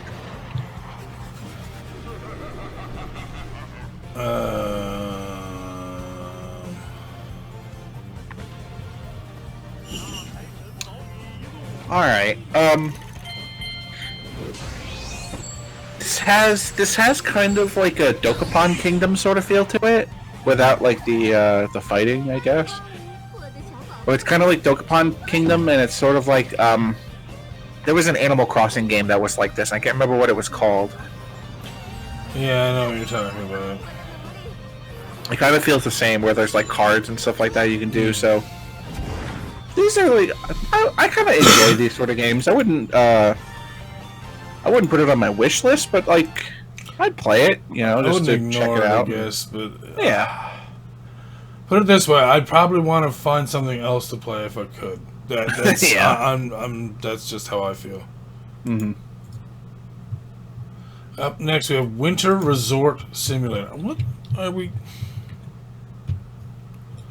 Are you ready for the Winter Resort Simulator? No. Let you operate detailed Doppelmayr cable cars and snow vehicles such as Piston Bully Snowcats. How dare you say piston bully to me? Right? Set in a realistic alpine landscape, you're responsible for managing your ski resort and keeping your guests happy. Sure. Two cum stains just merged together? Okay. Two stages just mixed to become a dude. That is different. Oh, those are trees. Those are realistic trees right there. That was... thought it was outside for a second. Sorry. you want to be? You want to tell us how you really feel, Stefan? I'm just... come on, man. Winter Resort Simulator. Like, oh yeah, I need to simulate... I'd rather fucking go there! Why would you simulate this? This is not worth it. It's like... They kind of, at this point, are like starting to run out of things to do like their simulator. So it's like... Painting a fence simulator. Choose what color and what type of fence you're going to be doing this year on your home. Choose what style home you're going to have. What kind of factors do you have to put in there? Like, are you going to be near saltwater or by a lake? Maybe you're near a fort. Ladies and gentlemen, the 2021 blockbuster of the year, Mundane Food Shopping Simulator. Right. Grocery store simulator. Selling 6 million copies in the first hour. Hitting ignore next. Yeah. Watching paint, that's part of it. Jurassic World Evolution. Alright, AAA. Place yourself at the heart of Jurassic franchise and build your own Jurassic World. It's Jurassic Park Simulator. God fucking why? No, ignore. I'm not even gonna watch it. I'm sorry, Jurassic Park, but I'm not interested.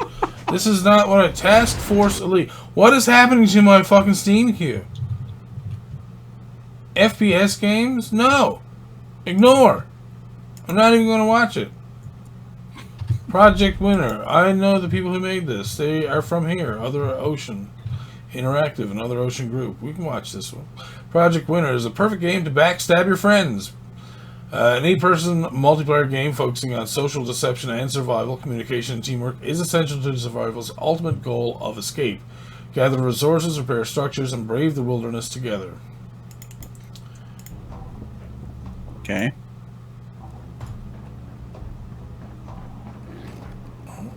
Watch out for the bears. Aaron, you've made it this far. They don't know who you are yet.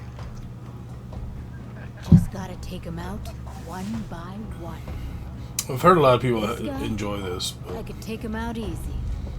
it's not a game that I could get into personally. Make that shiny new Yeah, accent it's just... The key is to make it sharp. Now you sad Why? little Why'd you do heart. that?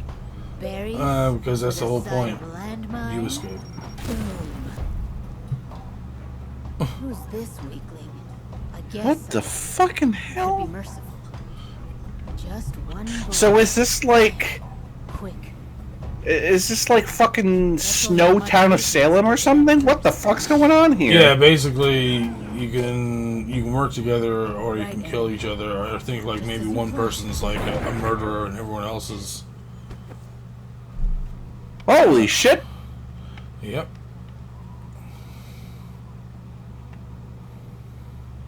So there you go. That's how Project Winter is. So yeah. Sure. I mean, Jesus. All depends on what type of game you like. Again, I won't ignore this. I've actually had a chance to play this when it started, like, very first started kind of thing. So, Ori and the Will of the Wisps, March 11, 2020. This is basically another AAA title. Yep. So, it's a Metroidvania, and it's a platformer adventure action game. It looks nice. I don't know if you'd call Ori a Metroidvania, but sure. That's what they're classifying it as, I guess. Well, I guess maybe this one could be. I mean, who knows? We'll have to see, I guess. They show us any actual gameplay. It looks gorgeous, actually, the cinematic. Yeah, it does. Oh, shit, so does the gameplay. Shit, I forgot about how nice this game looks. Yeah. Oh, yeah. It's the very bright lighting visuals that they use. I mean, I guess this can be a Metroidvania. Yeah, it depends if you have to go back through, you know, like that's what I'm parts saying. of the game or parts of a level in order to get to other sections. It does double back. It does the game look through. really nice, though. Holy Oh shit! God, it looks fucking amazing, dude. So I'll add that to my wish list. I would play that for sure. I think so too. Yeah, absolutely. All right, Jamestown Plus. Set sail for 11th century British colonial Mars, and Jamestown Plus, a cooperative shoot 'em up for 1 to 4 brave souls, designed to be exciting for players of all skill levels. Pretty sure I brought this to you before, actually,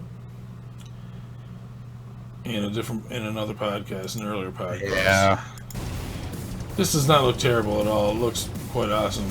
Yeah, it looks all right. Just I can play with you, Scott. Oh, I don't want to play games with you. Okay, fine. I'm just gonna cry in the corners. We're gonna be playing games tonight, so. Up to 4 players. Oh my god. Jimmytown Plus. Oh shit. Okay, you can make it harder. That's awesome. That's what she said. I bet. Yes.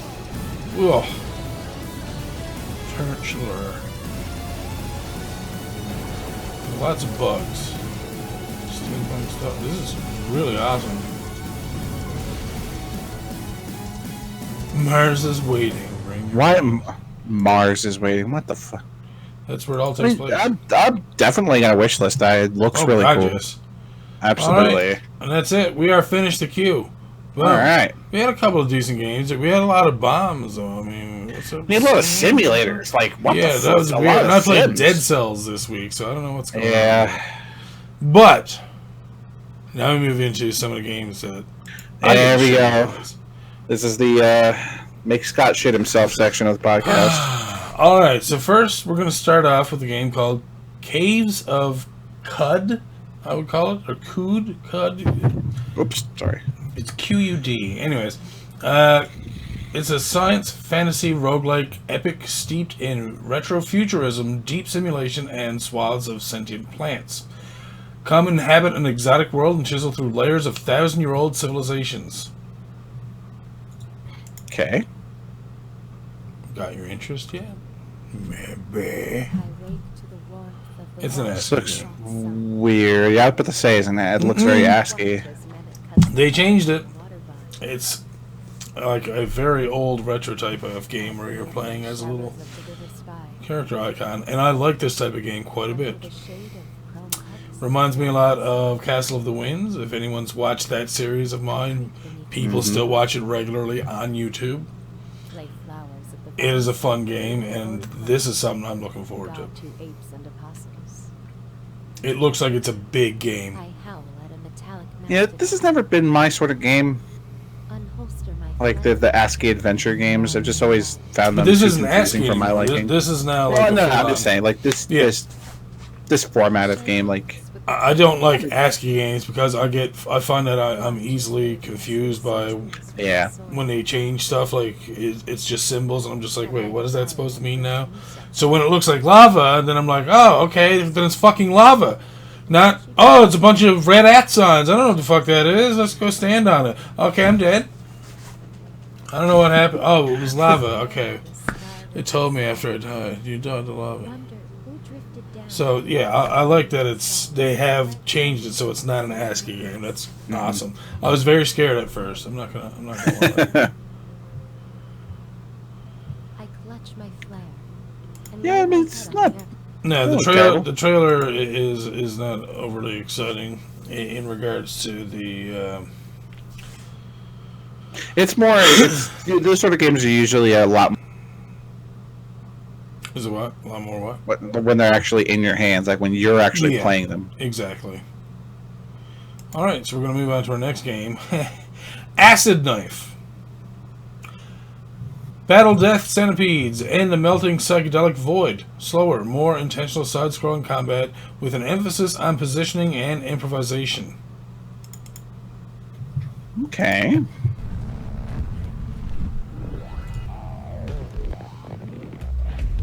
It's trippy as fuck. Holy crap. Yep.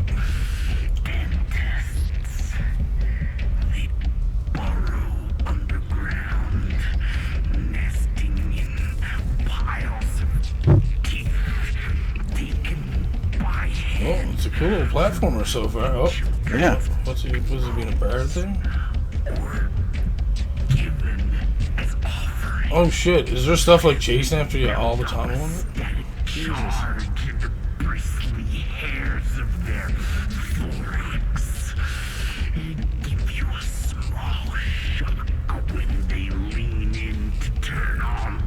This is a trippy trailer right now. Yeah, it is. I just don't know if it's this close up all the time, because then I'd be like, man, this is not enough screen for me to work. Okay, it's zooming out now. All right. Oh shit! Here we go. So this is the full size screen. Oh, this looks pretty good. I'm not gonna lie, this looks really good. I like the graphic style. It's very trippy and well psychedelic, as they put it. I don't mean to point out anything, but its release date is when it's done. Yeah. Dude's all like, I'm not fucking around. I'll finish it when I decide I'm gonna finish it. I like that. Yep. Good for you, Powerhoof. I'm adding that to my wish list. Yeah, absolutely. Fucking right when it's done. Alright, up next, Kingdom Shell. It's a cold fairy tale made in the style of platformers of the 90s. Go to the kingdom to stop an invasion of nightmare creatures, as well as restore justice. It's indie adventure, pixel graphics, and story-rich. I like story-rich. That means they can pay for dinner. And I'm not a cheap date. That's right. Alright.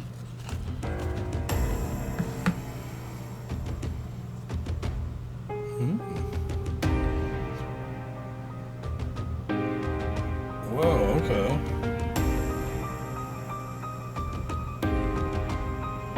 Yeah, I kind of want more attacks so far. But so far it looks like it was a bunch of the same attacks.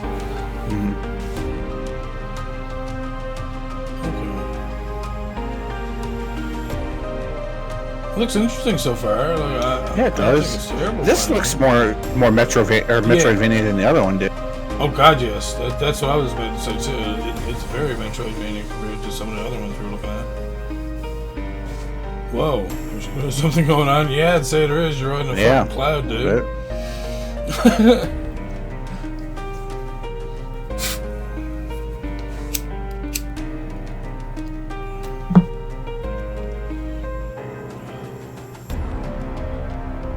Okay, he's wearing pants. That's good. And this looks really nice too. Actually, I'm loving the. Whoa! The pixel art in this is fantastic. Yeah. Kind of gives me a little bit of a Zelda 2 feel as well. Yeah, kind of. Yeah, I need more attacks though. Those swipe, swipe, swipe, swipe, and then you do a roll like that to me is very boring. That's the only issue I've seen so far in this trailer, is that it looks like you only have this one basic attack over and over. That needs to change. You need to make it a little bit more fun. Other than that, everything else about the game seems fucking amazing. Yeah. Wish list. Yep. Right? Absolutely. Mm-hmm. Up next, Rune Fencer Ilya. Alright, this is an intense atmospheric action platformer with a heavy focus on exploration and combat. Traverse an enormous, mysterious, and dangerous world, meet strange allies and enemies, now fight your numerous foes with fast-paced swordplay and powerful runic magic. Alright. Oh, yeah.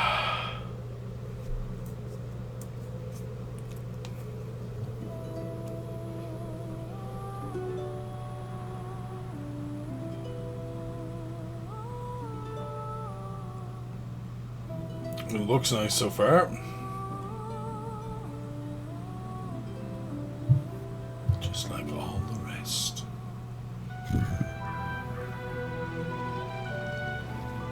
Oh my god, this looks fucking amazing. Yeah, it does. Oh, they know. Oh, okay, they know what they're doing. They know what they're doing, Scott. They knew we were gonna watch this. Mm-hmm. Oh, airship. What? Whoa! Whoa! What? What the fuck? Okay. Oh my god. Whoa. Okay, that is Jesus. I'm pretty sure isn't that Nightmare Sword that you're gonna fight there?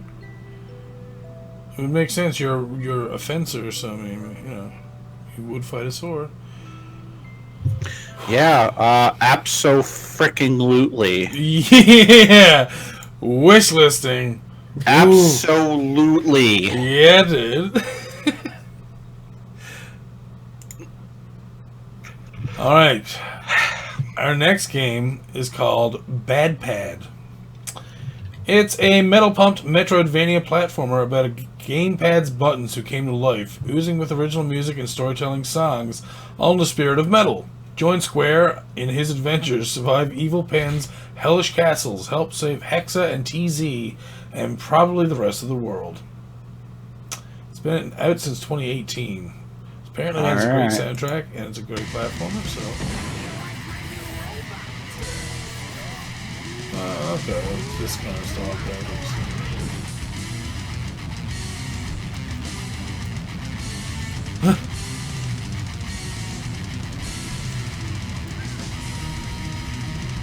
What the hell? Oh, whoa, it's actually kind of fast-paced here. I thought it was all Meat Boy-ish first, but no, it looks like there's more to it than just that. What I was about to say. Good. I'm happy about that, because I don't want to play just Super Meat Boy. Because if I wanted to play Super Meat Boy, I'd play Super Meat Boy. So it's good that they have other aspects to it than just that. It does not look easy, though, by any means. Holy shit. No, it doesn't.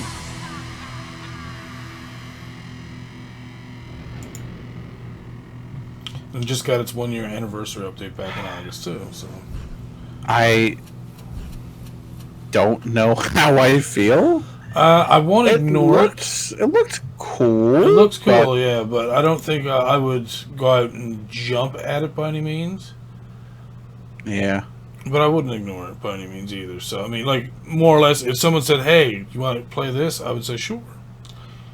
What's up, DP Whale? Came in just in time to hear some metal. Right? Alright, this one's actually really cool. It's called Squidlet.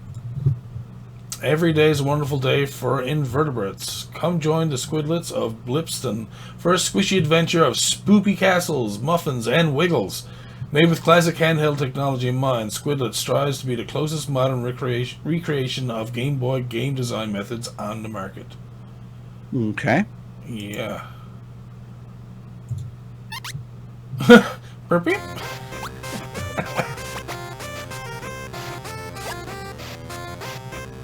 The soundtrack sounds familiar.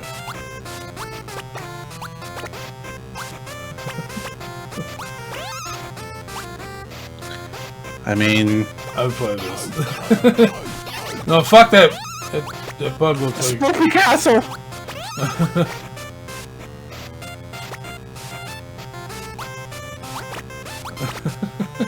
Oh, you just put ink on them? Okay. And some enemies freak out when you get ink on them. Oh, whoa. That is I like how your hit points are level, or your hit points are in muffins. Oh, nice.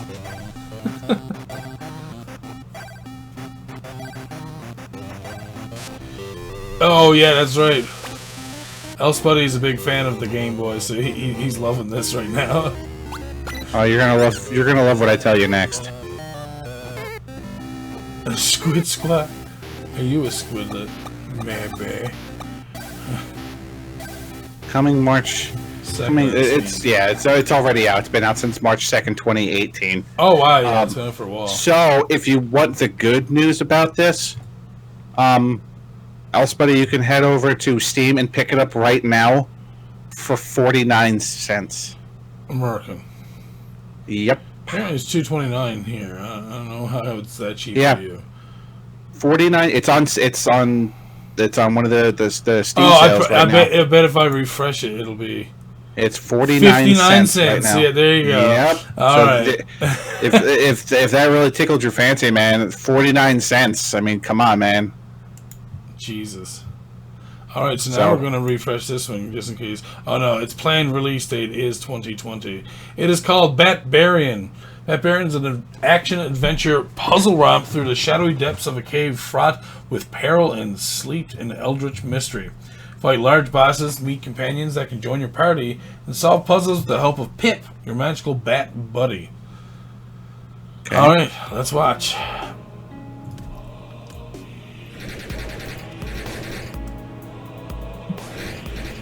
No. So. Ooh, I like the graphics so far.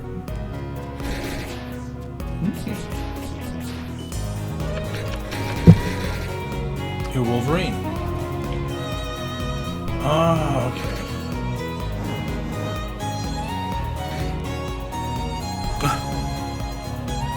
I hate wizards. This looks awesome so far. Open arm making imp salad. Oh, Jesus. 300 rooms. Whoa, okay.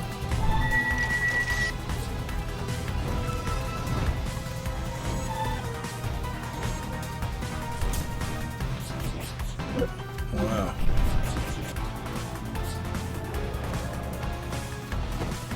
Dude, this looks awesome.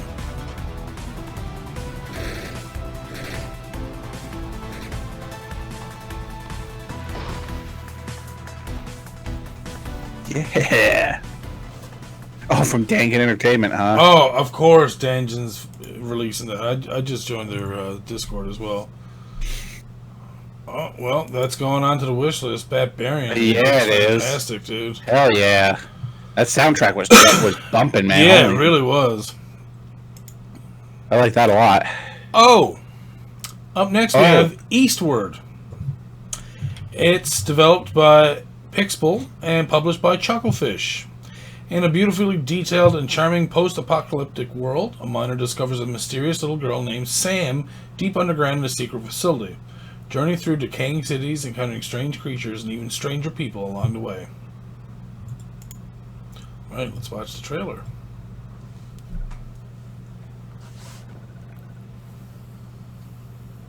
No.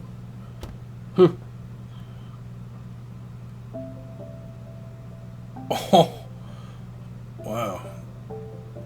Some of those assets almost look like they were borrowed from Stardew, actually. Yeah. Those trees look very Stardew. Chucklefish, I do say, and it looks amazing, of course.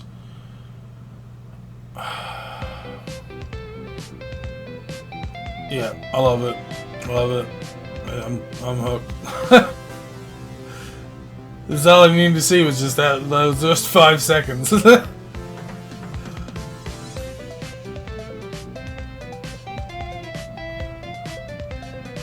Oh yeah.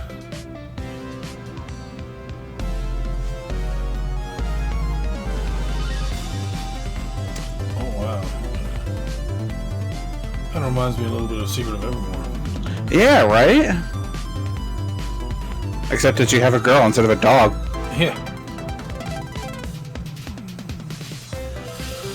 Oh boy. Yeah, Did it again, Chucklefish. Mm-hmm. Added to the wish list. Good job, Pixel. Yeah, absolutely. On the wish list for sure. For sure. Yep. Oh! Alright, so, next game is called Inmost. It's an atmospheric, story-driven puzzle platformer following 3 playable characters in one dark, interconnected story. In an abandoned castle, you'll need to explore every nook and cranny, avoid detection, slice through enemies, and spring deadly traps to escape the evil that lurks within.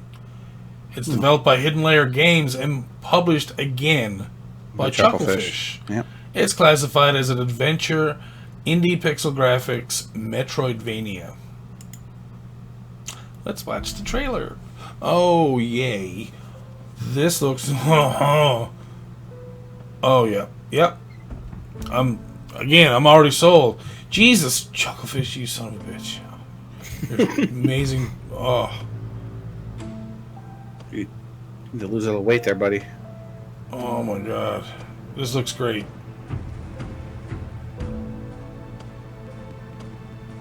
I don't even know what I gotta do. Oh, shit.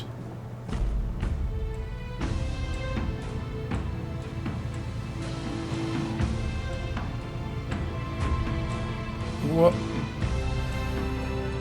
Whoa.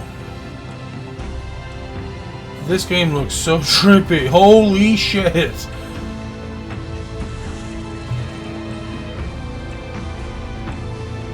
Whoa. Oh, okay. Oh, okay. He's more spry than he looks. Whoa! What? Dude. Whoa!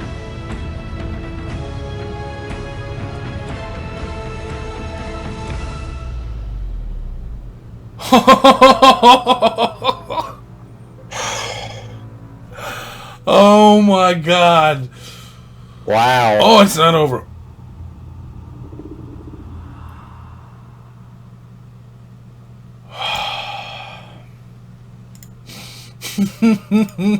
Wow. Wow, indeed. All right. Okay. So far, I Wish think list. this could be the pick of the week so far, Scott. It might very be. It might. Well, I don't know, man. I don't know. Eastward was pretty good, man. Eastward was pretty good, but the atmosphere in this game is fucking amazing, dude. Yeah, atmospheric, Yeah. indeed. That's what you should put as one of your friggin' tags. Atmospheric. Jesus. Yeah. Alright. We're gonna go to our next one, which, guess what? It's by Chucklefish. It's called Wargroove. Take the battlefield with Wargroove, a strategy game for up to 4 players. Choose your commander and wage turn-based war on battling factions. Design and share maps, cutscenes, and campaigns with easy-to-use editors and in-depth customization tools. Apparently it's been out since the 1st of February. Let's have a look. Let's have a look.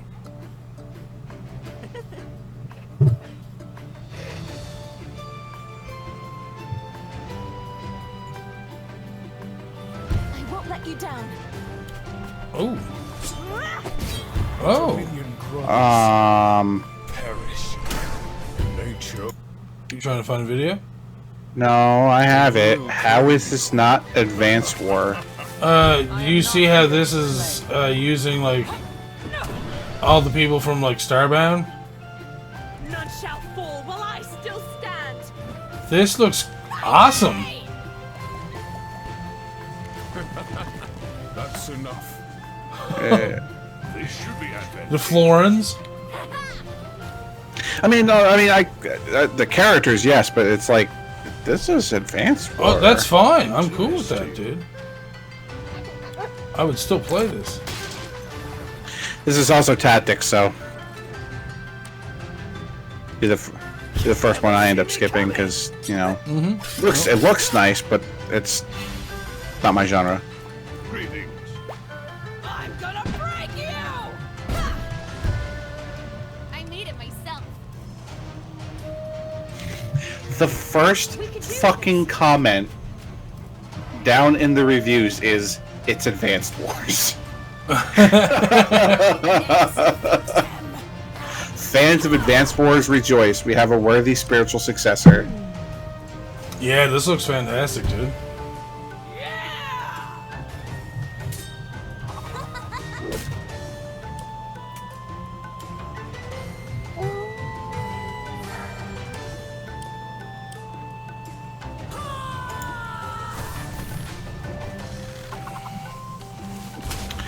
Yeah, again, it's not my cup of tea when it comes to genre, but I can appreciate how good it looked. So, What was that other one? Inmost?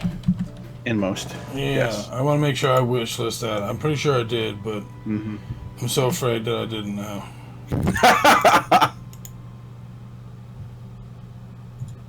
Okay, I did. Okay, I'm making sure. Alright, our next game is Starmancer, another Chucklefish game, but developed by Aminux Games. So, this is also classified as a strategy simulation game. Obey your protocol or go rogue as you take the role of a powerful AI in Starmancer. Build bustling spaceports, secret laboratories, and ethically ambiguous human farms. Defend against starvation, sabotage, and space cannibals. Don't worry, you can always grow more humans. Let's watch this. Oh yeah. Let's watch this trailer here. Chucklefish is like a little giggle. That's awesome. Listen, as Stefan fanboys out on fish games. Chucklefish makes a lot of good games, dude. You can't deny it. Oh no. And this is not what I was expecting when I seen this as a strategy game. It's more of, yeah, I guess it's still a strategy game, but I love it. This looks fantastic. I like that you get to basically make a space station. Yeah. So, yeah, you can't see my hands, and that's probably a good thing.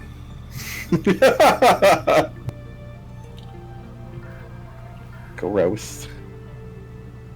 Yeah, exactly. They always find great games. They always have good developers as well. We've found a lot of good publishers and developers since we started the podcast. And I lock them. I lock them a lot. Uh-oh. Oh, pirates.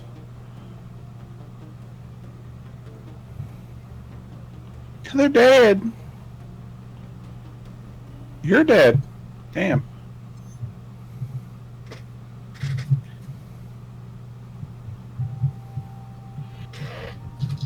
Oh, okay. Interesting. You start over, yeah. Yeah. That's different. Adding to my wish list. Pretty sure we're getting to some of the games that, like, let's see, there's Sayonara Waldheart, so I don't need to get that one on there anymore. Alright, so we've looked at Starmancer. Let's go to our next one, which is... Alright, Tower Hunter, Urza's Trial.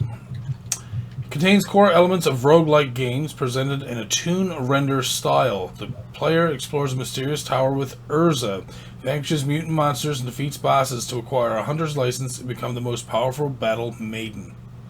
Came out October 12th. It is an action roguelike, Roguevania, roguelite action. Let's watch this. Oh! Oh my god! Oh, Scott likes it. Scott likes it. Mm-hmm.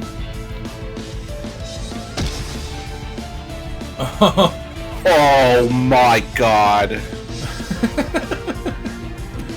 Oh yes, please. This looks a lot like one that you were playing a lot of. Bloodstained. Yeah. Oh my god.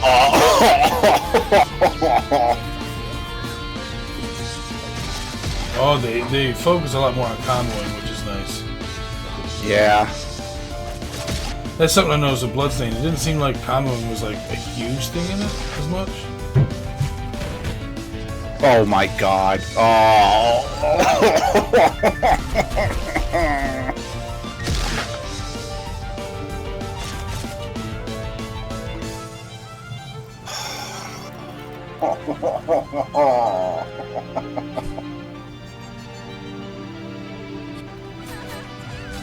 So what do you think, Scott?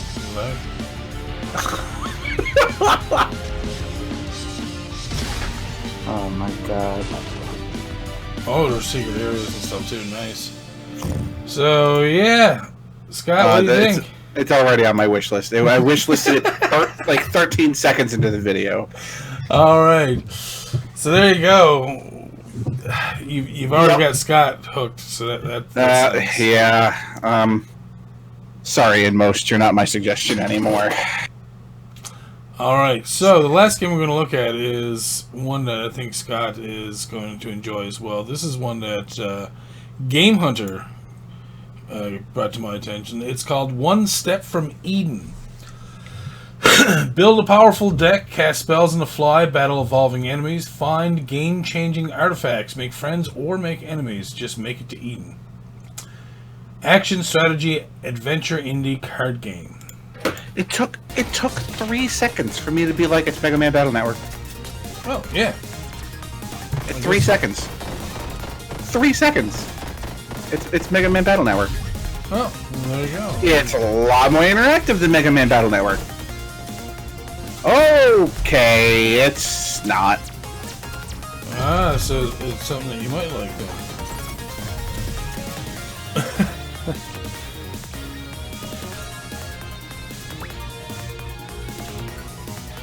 Ooh.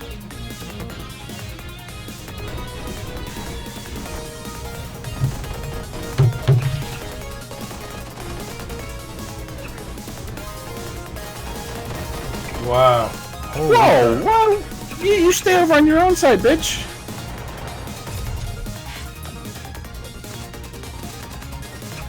Oh my god. Oh my god, this is craziness, dude. Yes, it is. And this guy's like, yay!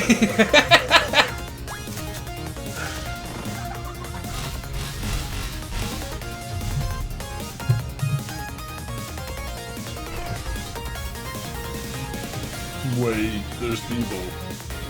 You lost the protect. Let me live. No, please. Let me live. Won't forget this.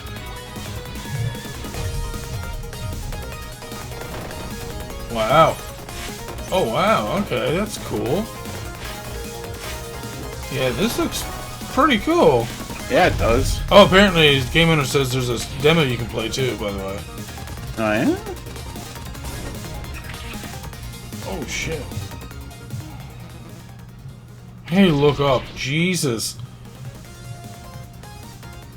And soundtrack wasn't too bad either. Remind me of like 1997 playing on like a Dreamcast or something. I don't know why that specifically, but that's what it was. She looks like fucking Blossom from Powerpuff Girls Z. I'm just gonna throw that out there. Well, I've added that one to my wish list, and yeah. I don't play many card games, so there you have it, everyone. That's our games for this week. I think I done pretty good. Yes, yeah, a little bit. Yeah. So next we're going to move on to our news from Indie Retro News.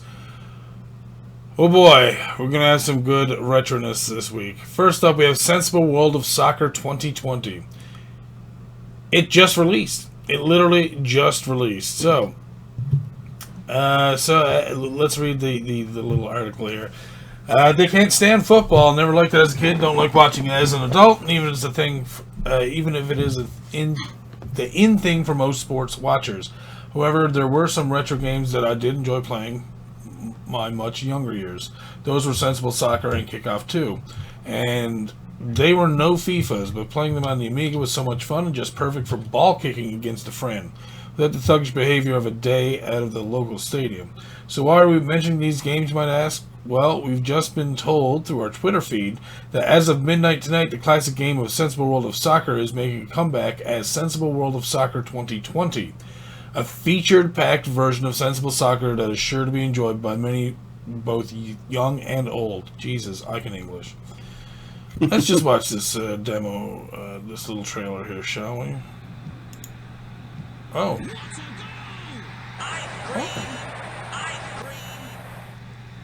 Ice cream. Oh no, it's so short. Don't do that. I hate when they do that. 3 seconds. Cool, that's all I wanted.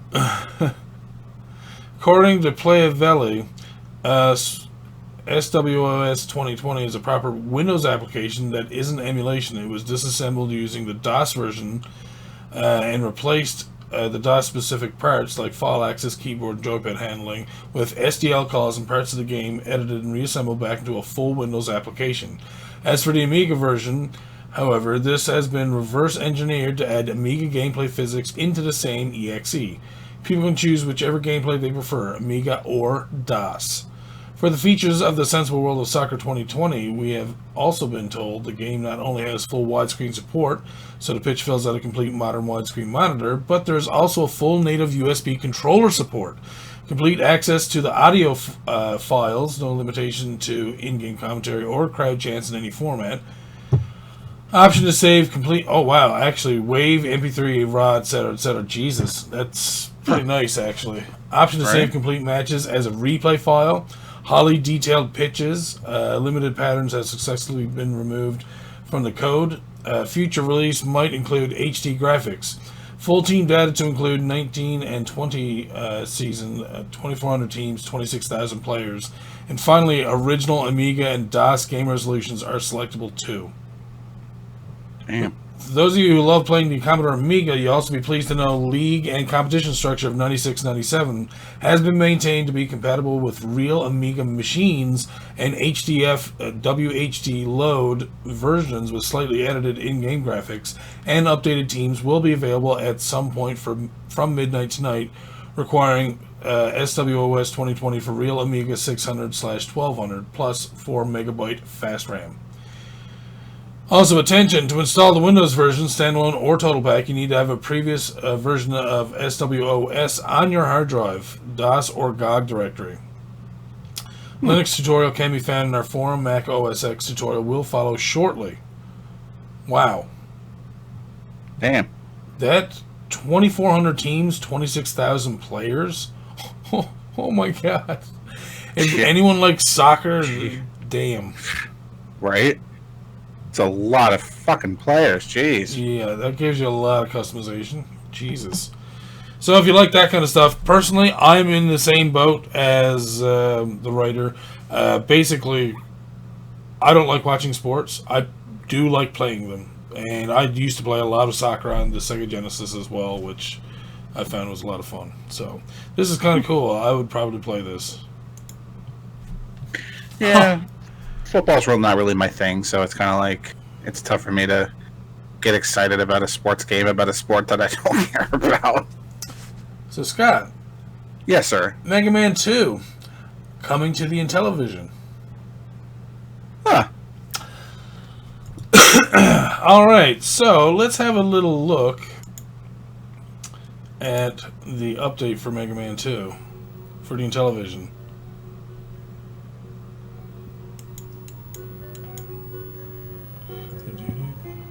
The music's not bad.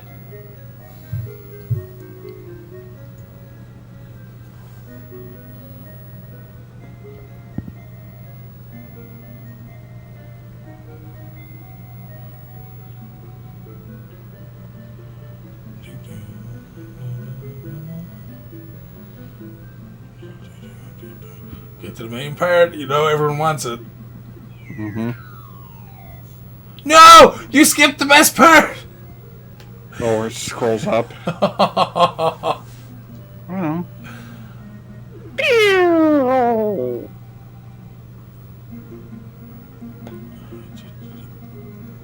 Oh, this doesn't look too bad. Intellivision? Really?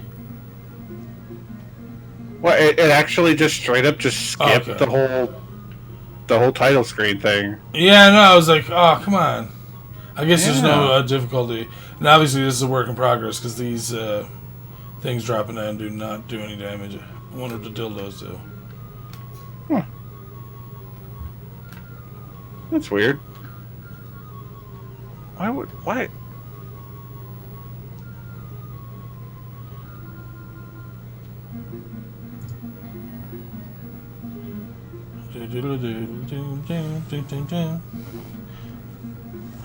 And I gotta admit, the soundtrack conversion is not terrible for Intellivision, anyways. Right?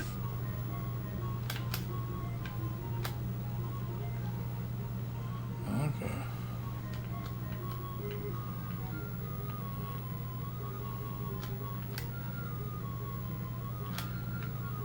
Oh wow.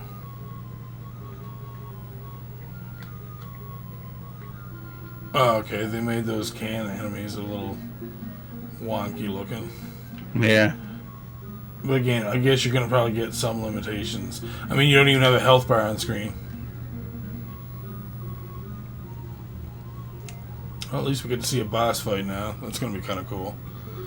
Alright. That metal man looks a bit herp-a-derp, but that's all. Oh, it doesn't look like his pattern's terrible either. He doesn't switch sides of the screen at all? Again, maybe they're still limited, but again, this is still pretty cool. Sometimes he doesn't. It's like sometimes his patterns just make him stand still. Yeah, no, that's true. And there really wasn't like normally there's a screen flash when there's when the conveyor belt changes directions too. But again, it is a work in progress, so Yeah. But damn, so far that looks pretty good. That looks really damn good. Alright. Yeah, not bad. Not bad at all. Alright, so the coder behind the upcoming Intellivision conversions of Prince of Persia and Castlevania is now working on Mega Man 2. Jesus. Dude doesn't like having his hands full at all. We don't know when the game will be finished or if it'll see the light of day, but from the last released video above, Matthew Keel has said progress on Mega Man has been slow between some of the other projects such as Prince of Persia and Intellivision. But while the game is still rough around the edges, there has been marked improvements over the previous video. And that's everything we know so far for this version, but if you're keen to learn more about his other projects, check the links below. Which we have featured Intellivision and Prince of Persia, and they both looked amazing as well. So this guy is really good. We just hope that he actually releases this stuff. So yeah. Next up, we have Toki. In development, Amstrad version of an arcade classic, and it looks awesome. Let's go watch, shall we? No, I don't want an ad. Okay, no, this is not an ad. Okay, good. Thank God.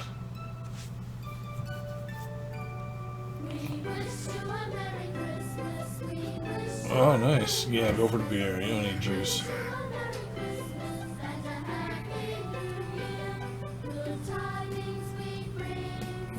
What is it? It's a Christmas thing. What am I watching?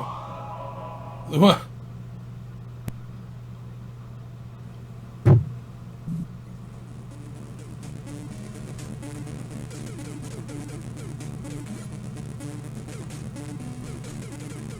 What in the world?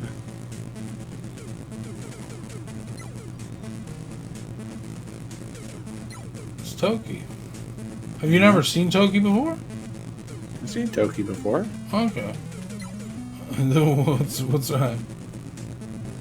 I'm kind of confused as to what the beginning part of that was all about. Oh, I guess it's their Christmas thing. They're doing it as an announcement for Christmas. I guess so.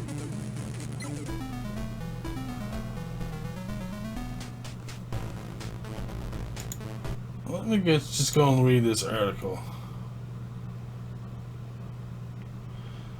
Incredible for the Amstrad, especially the hit classic of Pinball Dreams coming over to the Amstrad. Another game is set to take the Amstrad scene by storm. That's the upcoming CPC conversion of Toki, an 1989 arcade shooter classic that is being worked on by GGP. Alright. Toki was originally designed by Kira Sakuma, who designed a game with an enhanced ape transformed from a human that could shoot energy balls from his mouth, defeating strange creatures to defeat an evil wizard. This game came to the NES, Sega Mega Drive, Atari Lynx, Atari ST, Amiga, and Commodore 64, but for the first time ever, thanks to GGP, it'll now also be coming to the Amstrad. Okay. I wasn't a huge fan of Toki, to be honest with you. Yeah, not really. But it's still interesting to see this game. I'm sure people who enjoy the game would be excited for this as well, so... Right.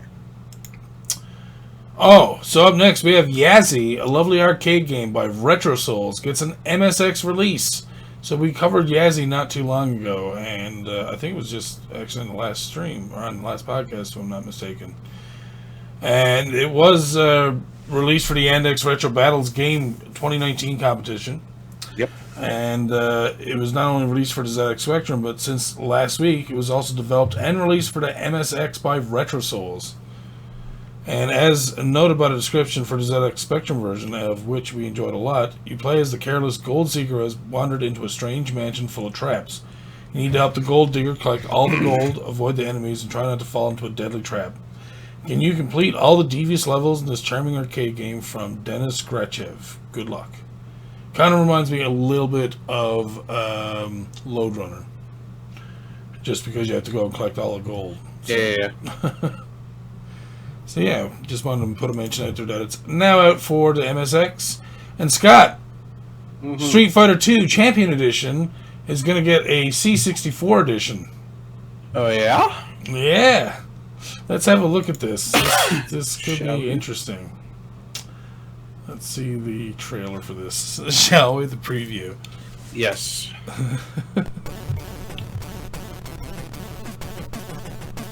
Oh, the music sounds... Uh-oh. Again, they're going to be limited, so we have to be kind still. It's just cool that we're actually getting this to begin with. So... Right, Ryu versus Ken. I almost called them. Oh my god, their heads are resting on their tits. Oh no, it's the way they're trying to make them look. Okay, like his head's kind of forward. Like, yeah. Oh wow, this is again. It's cool that they're doing it for the C64, but why are very they so limited. far apart to start? It looks like you have tons of room. This almost looks like the original Street Fighter.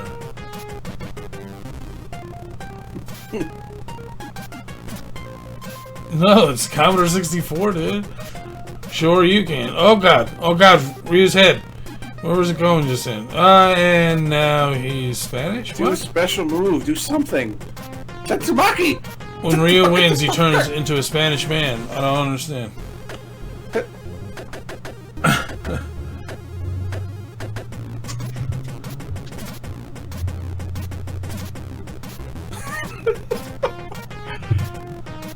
Again, like, at least it's pretty cool for Commodore 64. If you'd gotten this back in the day for C64, you would have been, like, loving this shit.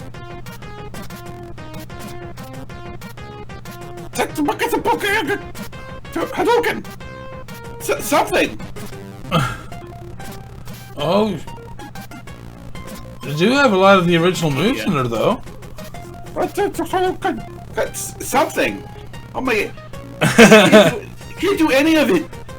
One for C64. This is exactly. This is godlike for C64. All right. All right. This is coming to you from Paco Blog 64 with a stonking soundtrack by Narcissound. Yes, indeed, if you thought the original version was flawed in any way, as I know many thought it was downright crap, you'd be overjoyed to know this work-in-progress version of Street Fighter II should bring it as close as possible to the arcade, staying within the limits of the C64. Which means it should have fast animation, great fighting movies, multiple character choices, and much more to make this a great version of Street Fighter II. Again, because it's C64. Yeah, you have to keep that in mind. I know it's easy to poo-poo on, but... I can just see Scott's face over there. That's as close as the arcade you're gonna get. Now, I feel like we looked over this color fix before. According to the Rev Stuart Campbell, who posted in the World of Spectrum forums, he asked the question if it was possible to fix the colors in the licensed Ocean port of Donkey Kong, as it is always known for no obvious reason they were all wrong, particularly on the last stage, when the Specky had a palette perfectly capable of rendering something that looked like arcade game. Well, thanks to a bit of handiwork by Mick Farrow and Piguri,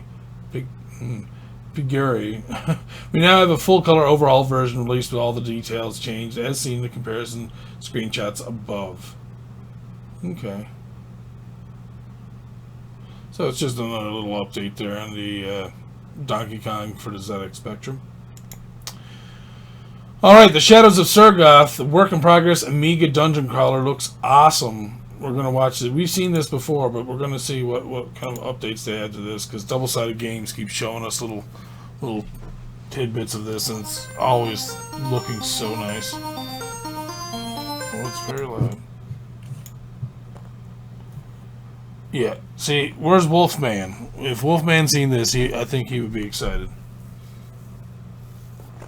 He needs to see this, because I know him and Blind Man's World, they love this kind of stuff. This looks really well done, too. Uh-oh, what is that? What? Stat upgrade. Oh, he defeated the flag? I don't understand.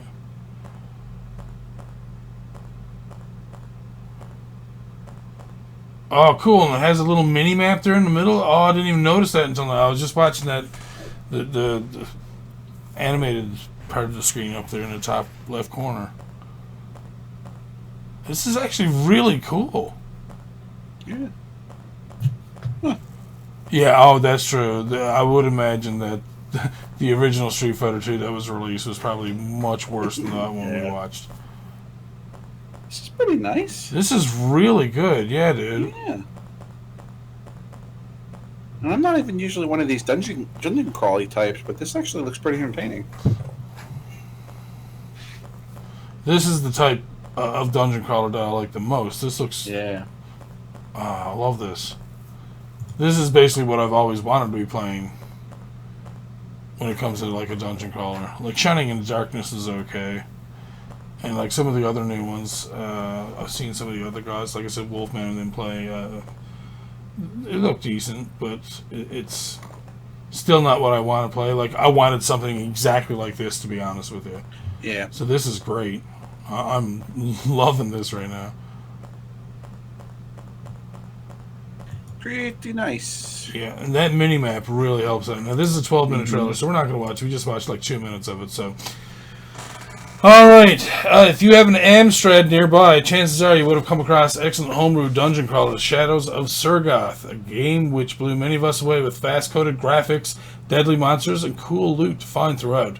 Well, if you don't have an Amstrad, but instead an Amiga, you'll be pleased to know the previously announced work-in-progress Amiga version has just been teased in this incredible gameplay footage from Double-Sided Games.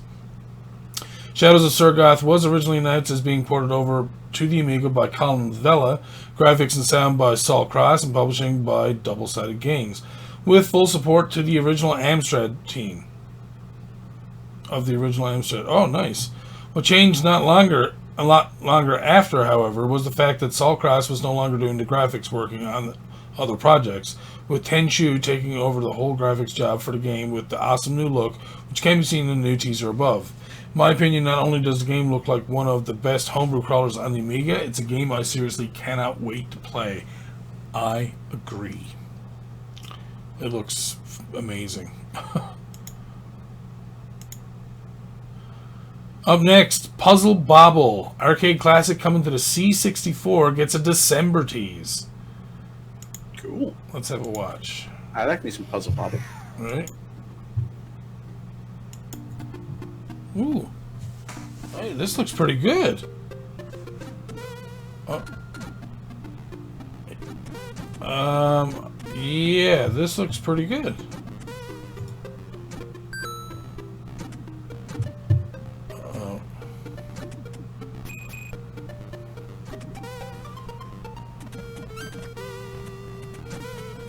Uh-oh. Oh no. No, you're gonna lose like that. Why would you do it?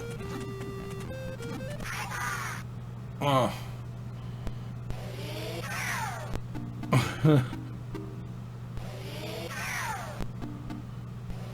How do you just keep changing puzzles? Stop. Just pick one.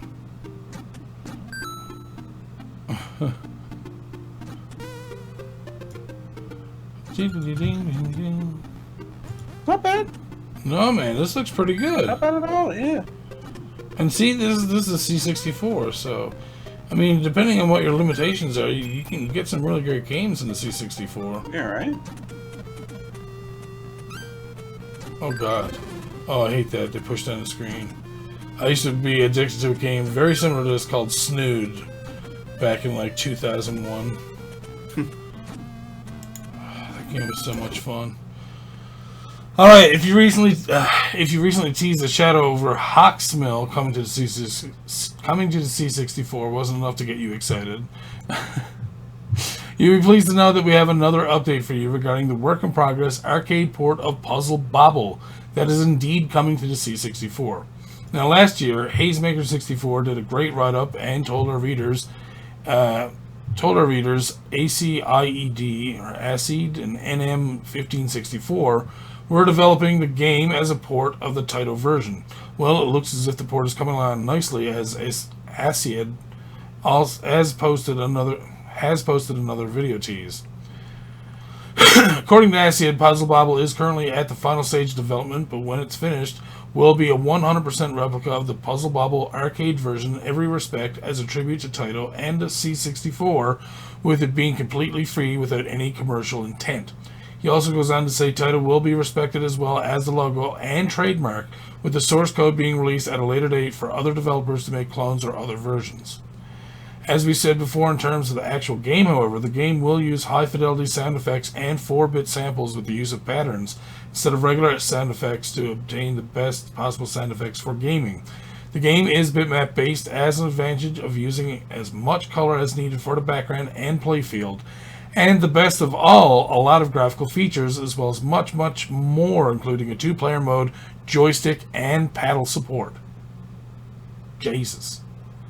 So that's cool. They're really doing a true homage to Puzzle Bobble, which is pretty awesome, especially if you're trying to make it as accurate as possible to the arcade. That's really cool. Yeah. Those look pretty nice. Next we have Florin's ZX Spectrum Hall of Games, book by Paul Davies. Oh, that is a book review. My bad. I apologize. It's all good. Assembloids, a fast-paced reaction puzzle game, arrives on the Supervision handheld. And if that's an actual physical release like that, that looks cool, dude. I want to play that.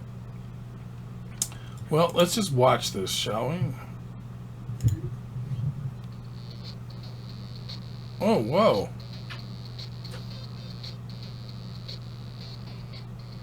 It's a trippy looking picture, man. Jeez.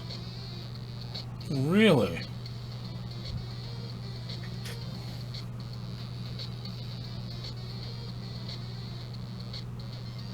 Oh, LGR.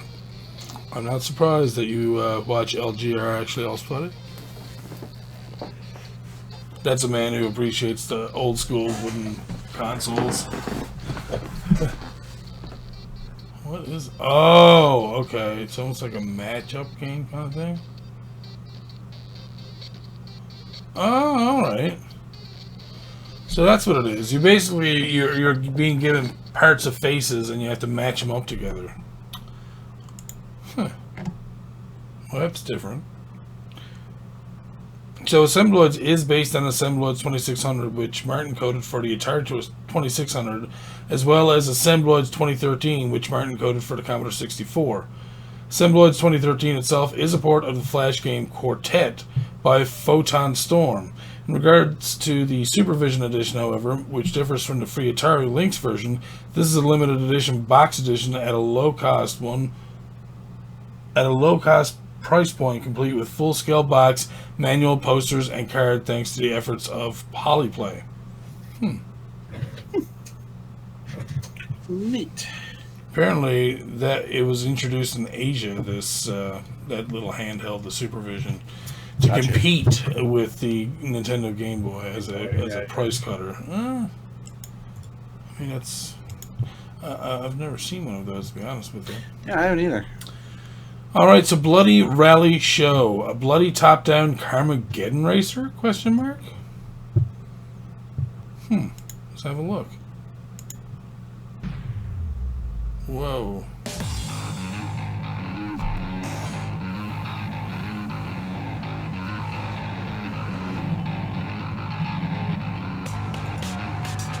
Okay.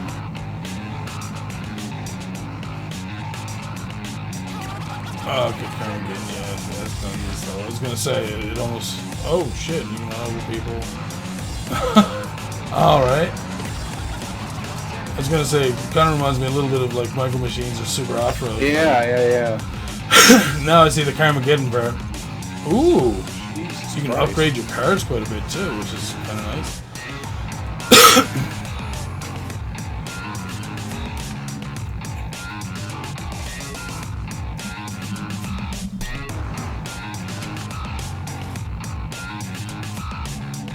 Well, you can create your own tracks and stuff. That's kind of cool.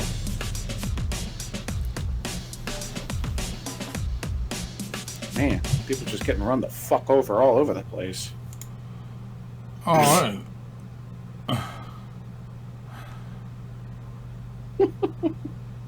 This is pretty fun. So this is a game by Game Hero. It's not just a racing game, but a gory, destructive one. As it doesn't just feature randomly generated racetracks, but a campaign mode by dystopian storyline and side missions. Steam leaderboards, custom track designs, customizable cars, dangerous weapons, car tuning, 100 opponents on track, split screen local multiplayer, and apart from the other features listed on site, lots of blood as you run people over watching the race. Wow. So, if that means, can you play with a bunch of people online? Because that would be fantastic. That would be fucking awesome. It looked like there was like some of those races they had a shitload of players in them too. Well, they said 100 opponents on track, so... Yeah, damn. And you can do local multiplayer, which means with Steam, you should be able to play with whoever the hell you want. So, yay. So, we were just talking about it. The Shadow over Hawksmill, a dark C64 Cthulhu-inspired game coming early 2020. We did mention this game before, and we're going to mention it again. Do they have a trailer this time? No. Well, All right. never mind. So, as noted by the pre-order page for the game via Cytronic, to celebrate the 100th release from Cytronic Software, the team behind the multi-award-winning release Rocky Memphis, The Legend of Atlantis, are back with a stunning new arcade adventure for the C64. Journey to the rain-swept village of Hawksmill to investigate the mysterious disappearance of its inhabitants, uncover ancient secrets and mysteries foretold in the Necronomicon as you travel through the mysterious town. Featuring an exciting mix of puzzle solving, adventuring, and shooting, this is set to be yet another unmissable release from the Icon 64 team. And honestly, from the few screenshots that we've gotten so far, it does look really good. Yeah. Nice. The game features over 60 screens to explore, detailed graphics and animation, atmospheric music, aimable weaponry, cunning traps, and puzzles to solve, lots of objects to collect and use, intro and outro sequences, be both SD2 IEC, NTSC, and PAL compatible, and finally, all of this designed by Stuart Collier, Trevor Story, and Saul Cross. So yes, we can't wait. Yeah, that looks like it's going to be pretty good. I'm looking forward to a trailer for that one as well. Be nice if we got one next time. Yeah. So our last little game we have here from Indie Retro News is Verge World Icarus Rising. An unusual work in progress. Amiga game gets a tech demo tease. Alright, so let's watch this tease, shall we?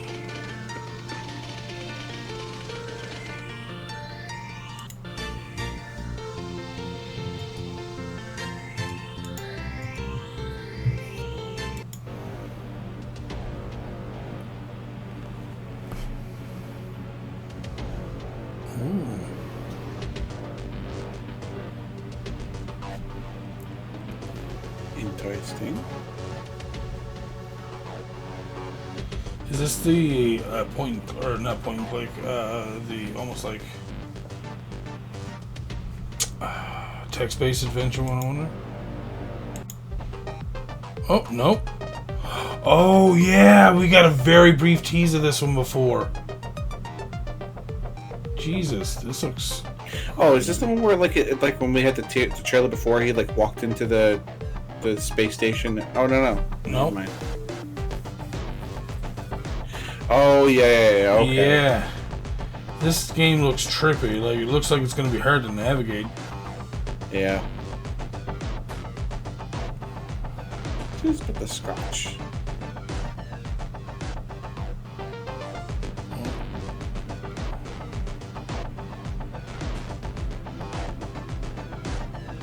You're not kidding. It looks hard to navigate sometimes. Yeah. Whoa, you are dead. The revolt won't have any use of you in this state. Jesus. So what, he just picked different ways to go each time, I wonder? And hope that you find the right way, I guess? Right. It's like a little bit of trial and error, maybe? See, this is the thing with teasers. You're not 100% sure what you're doing. Hope you had your seatbelts fastened. Wait, what? Just showing for the different types of Amigas, apparently. That's cool. Alright. Retrobones Game released some teaser footage of their upcoming game, Verge World Icarus Rising, a rather unusual looking game that's coming to the Amiga, in which you play as Nyx, a smuggler on a dry desert planet. Which makes this game stand out compared to other titles we've mentioned is the fact that the game is not only being played in a third-person perspective, but may be using open fractal or voxels, something we rarely see in Amiga games, but have a number of times in scene demos. In terms of the requirements of the game, it is still in its early days. The developers behind the game have said it should work on any Amiga and is planned to full use of better CPU and hardware.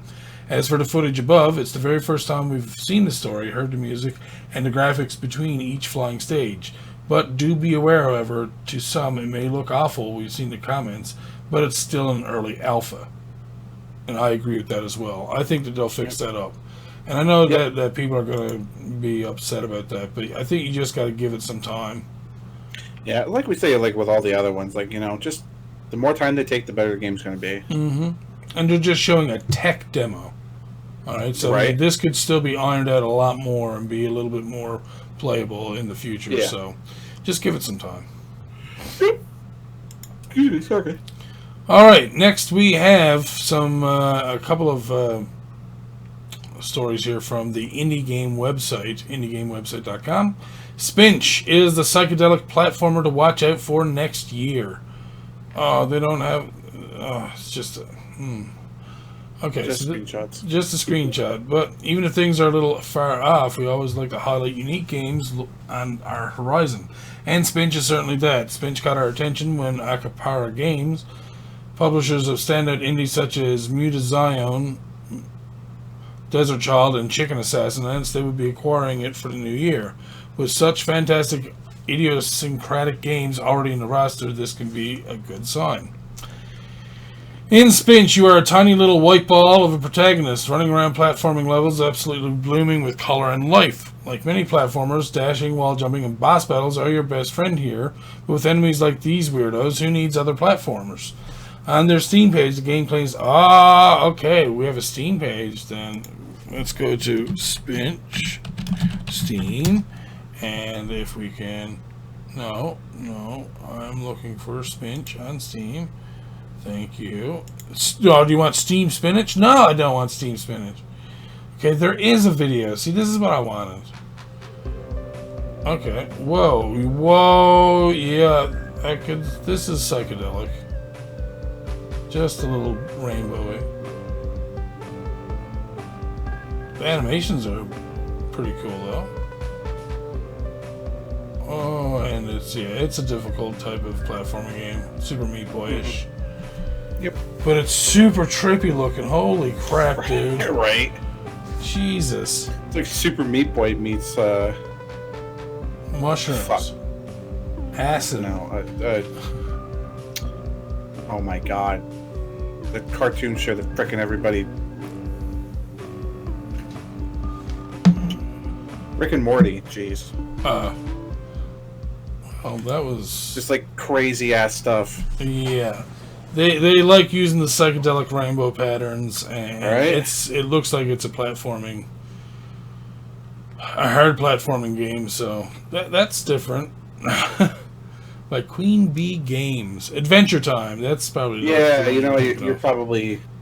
No, I was actually thinking of Rick and Morty, but Adventure Time definitely. yeah, Adventure Time. a lot I would have thought closer. of as well. Yeah. All right, next up we You're have Bop to 90s Hip Hop Beats in JRPG Orangeblood. Let's watch the trailer, shall we? They bop the beats. Oh, this looks nice. Oh, this looks nice. This looks nice. I don't even see any gameplay yet, and I'm all like, what is this?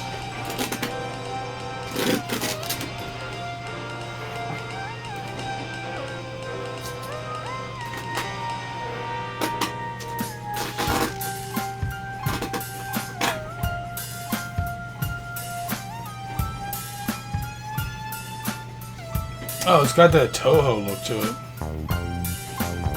Okay, yeah, I understand. It's Orangeblood. Can I see? Come on, man. Yeah, see the game. Gee, okay, hold on. Let's go and look up Orange Did it not? Blood Steam. Hey, Orangeblood on Steam. Maybe we It get sure better. didn't show you the game. Like, why would you do that? Like, why would there be an advertisement I there don't and not show understand you the it game? either. And that's it. Wow, this looks way different than the YouTube one.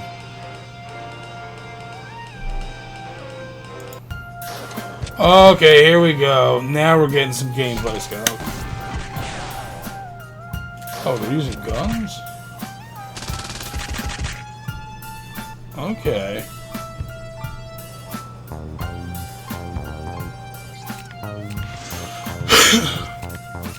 Alright, this looks alright.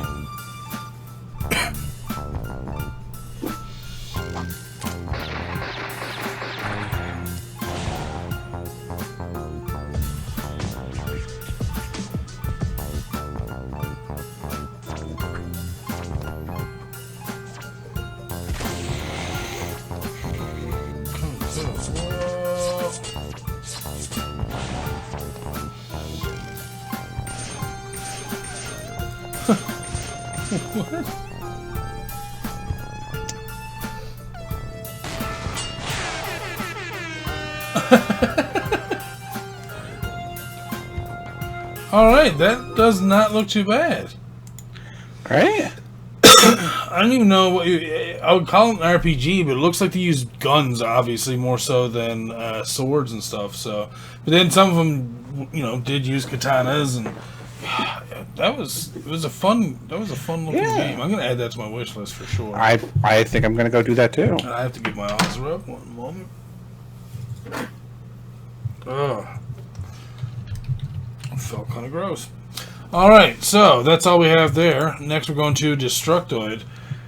A teaser trailer released for historical arena fighter Gladiux. We have to watch this. Alrighty. Wait, oh, I just skipped the whole thing instead of making it full screen. Oh, Unreal Engine. Oh. I do like Gladiator games, by the way. There aren't a lot of them that are done well, but I was interested in seeing this and hoping that was something like some of the ones I've played before. Excuse me. I really don't like the dude in the background just saying Gladiator over and over. Fight for glory. What the fuck? That didn't really show me much. What in the That was a teaser trailer, so it looks like it's a type of Gladiator game, but It, like, drop kick the guy. It's like Gladiator meets WWE over there. You see some Gladiator just run over there. Oh, RKO. You see? There's a picture there. That's what I'm talking about. Gladiator Starcaster RKO out Games. of nowhere. Starcaster Games released a teaser trailer for its debut release, Gladiux, an action game set within the grim and gory backdrop of ancient Rome. Believed to be an arena fighter, the brutal brawler is coming to PC and console platforms sometime in 2020. Alright, hopefully we'll see more on that later. My next topic is no longer doesn't make any difference. Sorry. Because Scott covered it. My bad. Street Fighter IV boss Seth will return in Street Fighter V Champion Edition. Yeah. Oh god, I have a lot to say about this. All right, let's watch the video and then Scott can poop I have a lot to say because about I can this. tell when he says it like that, I know he's gonna poop on it. I don't understand why the character model changed so much. I don't get it. Well, it's been a while since Street Fighter 4, Scott. Question mark. I understand that, but I don't know. Well now, Whoa, hello, ass. Chuck. Time to wake up. Well, Jordan, who is a piece of junk?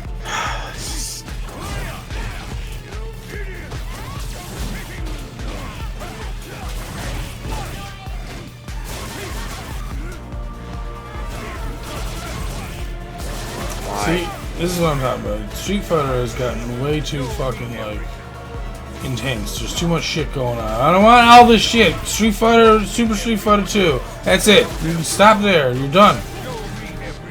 Why do you have to go to all these extra combos and more combos? Isn't that fucking Killer Instinct? well, that's kind of how fighting games are nowadays. I know. There are no fighting games which aren't this strictly combo based anymore.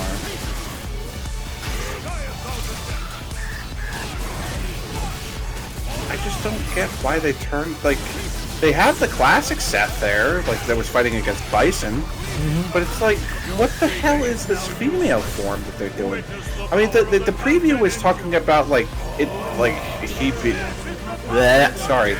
him being like a bee, like a killer bee clone now or something like that. So like, I'm guessing that's why he looks that way. But No, like, we may get hit for copyright again on that one, so it may be erased from the video version of this. Just giving you guys a heads up on YouTube. But yeah, I just don't I get the fact that he has multiple forms now, but I just don't get it. I understand. It's like, why are we taking a character that's been established and changing him that drastically? Especially since, like, even in, like, the female form, he still has the male voice, so what the hell's the point? I have no idea. I don't either. I don't understand it. It's just, it confuses me, and I don't get it, and... Well, I figured I'd bring this up because I wasn't sure if you would or not, so... Well, the thing is like, this was like the big release thing. Like, the Capcom Cup happened like a couple days ago, and like, oh, we have this big release, blah blah blah, and then it's just Seth. I'm like, really? It's just Seth? Like, they went through the effort of getting Kenny Omega to show up for the Capcom Cup and do this big trailer reveal and stuff like that, and then it's Seth. It's like, but we knew Seth was coming anyway, so it's like, I don't. DPWell says he thinks it will be talked about in the story, and it's not too far off the original story of Seth. Yeah, but even with all of that, he never changed forms in Street Fighter 4, so I don't understand the need to do it in Street Fighter 5. Maybe they're gonna, when they include him, they'll have his own story thing and they'll explain it. But I would hope I so. think it's such a drastic change in character that I'm just like, I don't know, man. Maybe just I don't know. Just I don't know. All right, we're going to go to our next segment here, which is apparently Blasphemous DLC is coming in early 2020. Already? Yeah, right. Patch 2 now available on PC ahead of console release. Done just about everything I want to do in Blasphemous, but I've been... this is not me. This is the story writer, Jordan DeVore. Yeah.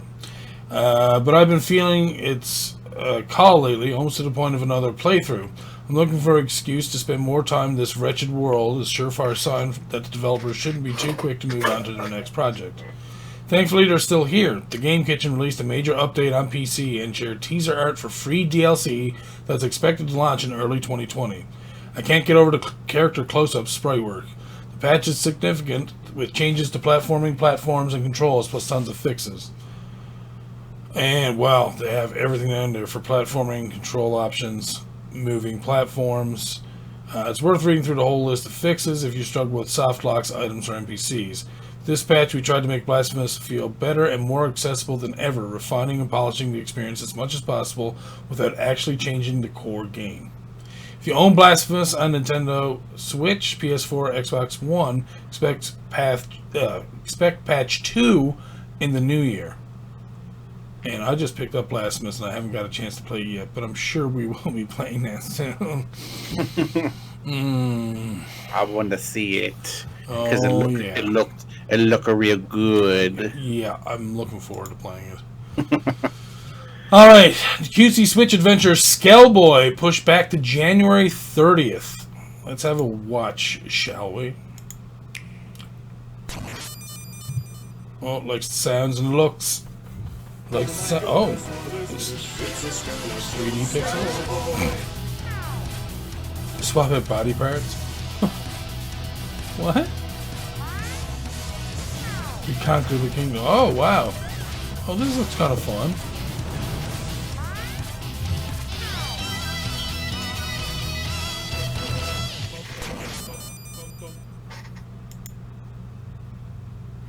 Well, we'll just wait for Scott to finish watching.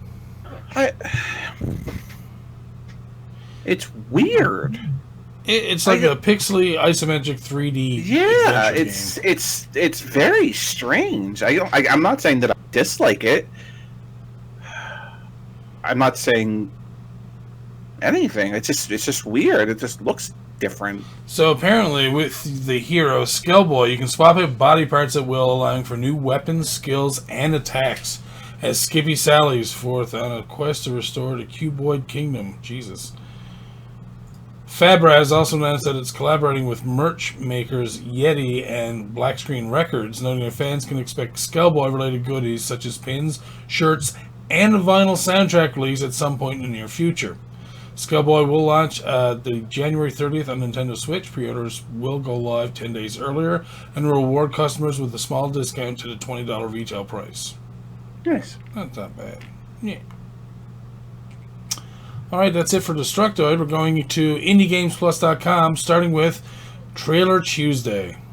This could be some hit or misses here. We'll see what we're going to get. First, we're starting with BBQ, asymmetric local multiplayer game where one VR... Nope, we're done. Next game. We don't cover VR. Sorry, I don't have a VR headset. I don't think Scott has one. So we don't really cover much in VR because we don't have much experience with it, so we can't really comment on something that we cannot play or have ever played, using that kind of thing. I mean, if you ever played an Xbox 360, then you're probably pretty sure you know what an Xbox One's going to feel like playing. That kind of thing.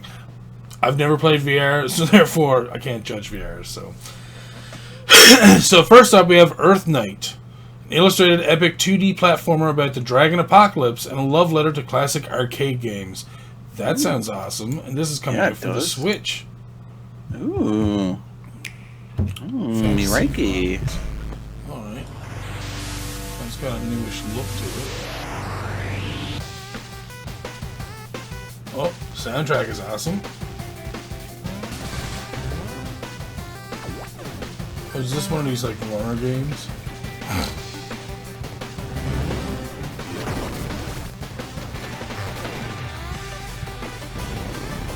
Whoa.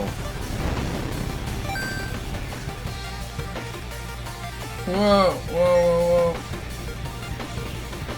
Okay, yeah.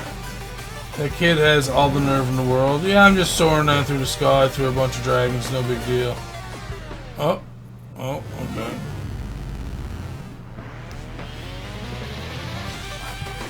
I'm not too sure how I would feel about the style so far. It's not my type of style. And I'm not good at runner games either, so... He says, I would say, hey, let's play speedrunners and then watch him body my ass. I don't know if I'd say that.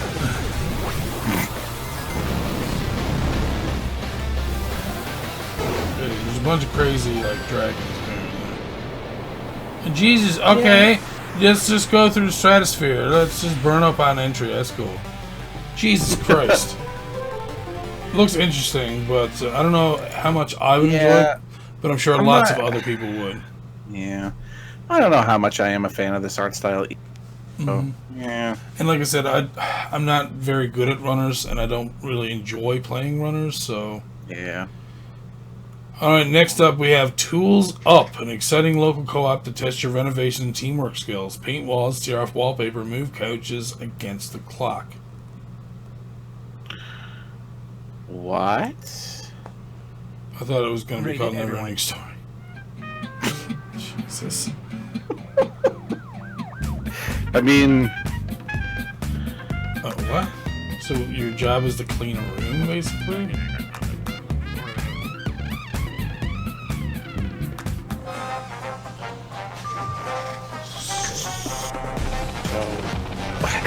What the fuck happened here? Like, Jesus. We messed up.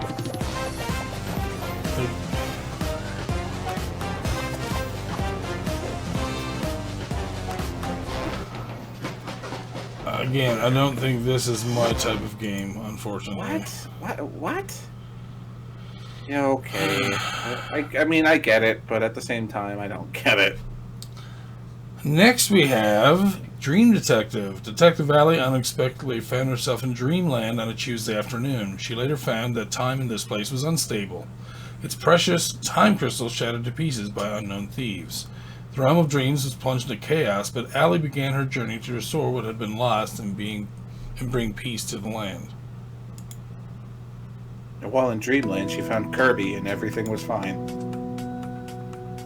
This is what I was more worried about again. See, I'm all about graphical style sometimes as well. Like, unless the gameplay is very captivating, then it's hard to get into certain art styles.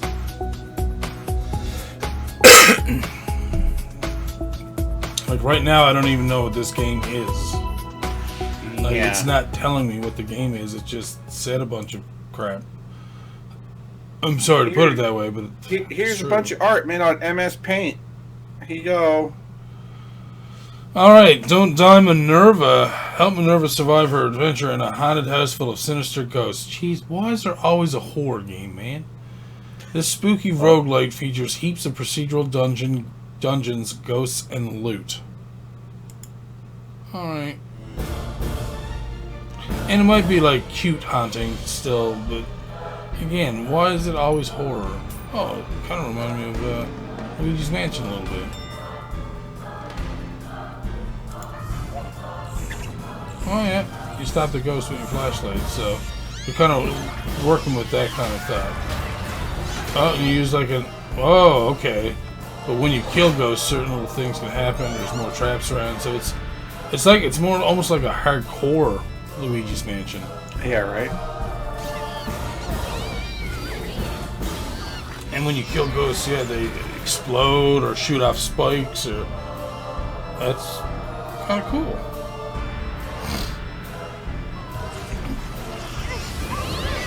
Oh wow.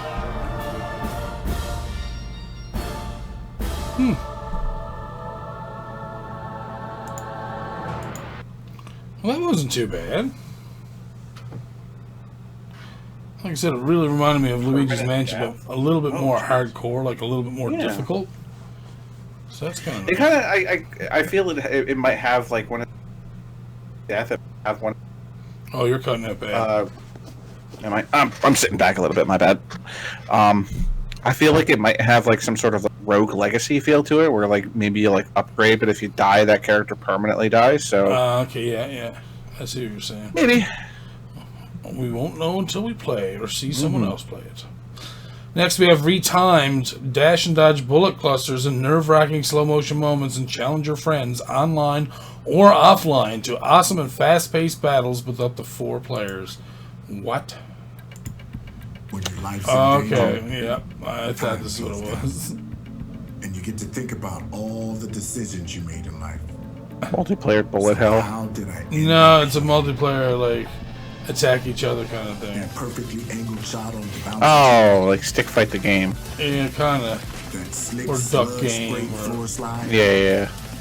Jesus. That bullet evading dash through the teleportation. Oh, so Perfect. bitch. So what went wrong? Stop whining and get back into the game already. I like these kind of games. I'm not gonna lie. Favorite out of the 4 main characters. They can be fun, yeah. Psycho, Ben 10, Violent, Yao. Again, when it comes to competitive games, I get angry with people so fast. This is part of the reason why I don't play competitive games with people, because I'm soon going to be an asshole to you because you're beating me every time. And then I'm saying, fuck you, you're a cunt. And even though, Jesus, why are you being so rough? I'm like, no, you keep beating me, so that's just how it goes.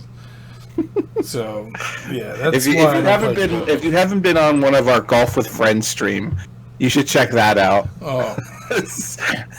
Everything's fun until Stefan loses a little bit. Or I'm just stuck. I don't... Stuck in a fucking wall! This is stupid. Our next game was last year. Team up with 4 other classmates to survive against a 6-player controlling a dreadful, horrifying fiend. This evolution of multiplayer horror games inspired by classic horror stories. Another freaking horror game.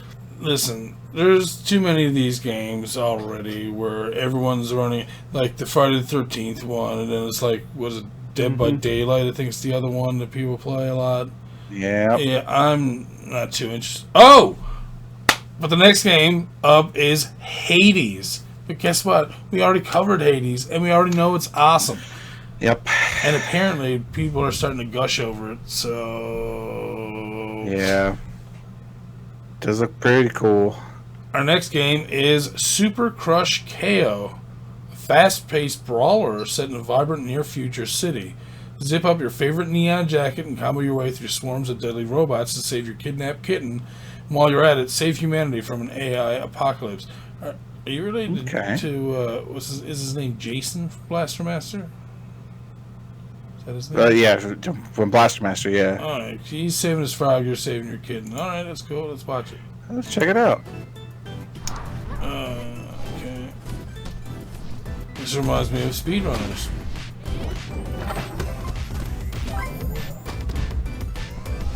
I haven't seen it yet, so. Well, it reminds me of speedrunners and the art style more than anything. Oh, yeah.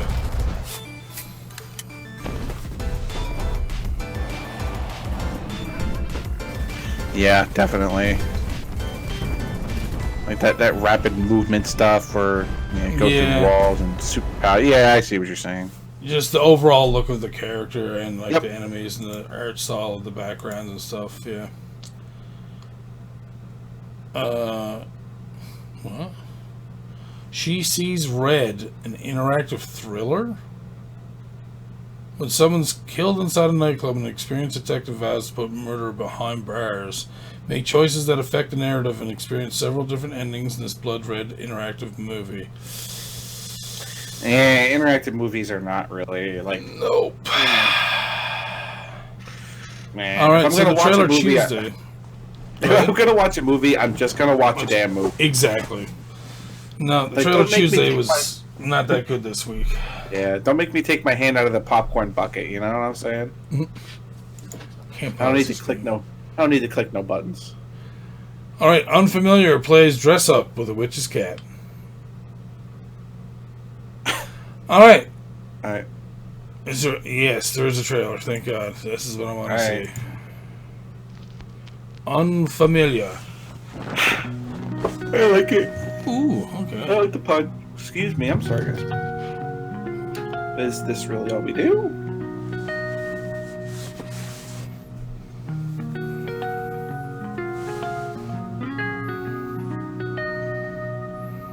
Okay. Hold on a second.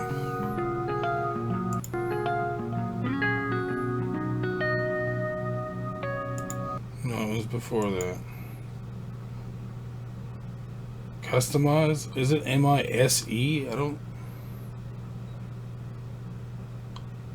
Is that how you spell customize? It's a big Z. It is? I think so. Okay. Okay, yes, it is. I thought that was strange. Yeah, that is not spelled correctly. Alright, so... Out now on Steam and itch.io.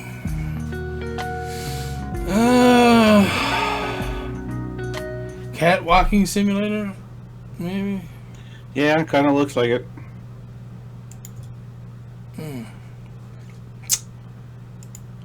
Alright. Next we have sword wielding dogs dealing with danger and hounds of valor.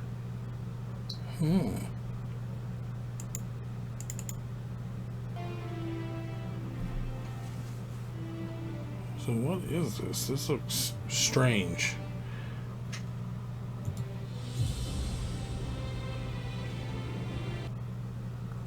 Did we? No, we didn't look at this yet. I skipped ahead because I went, oh, okay. This is a strange kind of 3D game. It's trippy that you're a dog with a sword in its mouth.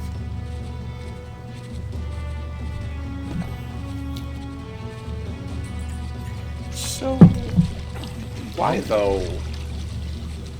I'm not gonna lie, I like the adventure aspect of this so far. It looks Yeah. really nice. It's very. I like the what would you call it? The environment. There you go. Fuck. Well, why are you a dog? Yeah, I don't know. Maybe that's the equivalent of people in this game. I mean, I guess. Like DP Wales, like, oh look, Twilight Princess. Yeah, you're not wrong. Yeah, that's one way to look at it. This is so strange. They just keep coming out of the bushes. Just destroy the bushes. Monsters. We aren't talking about Twilight Princess. Cut the bushes down. Alright. Well, I'm gonna pause it there because I think we've seen enough. Yeah, it's not bad. I don't understand why you're a dog. That's their equivalent of their people, though. That's the thing. I suppose so. Like, I assume that there's probably a king who's also a dog, and so on and so forth. Yeah.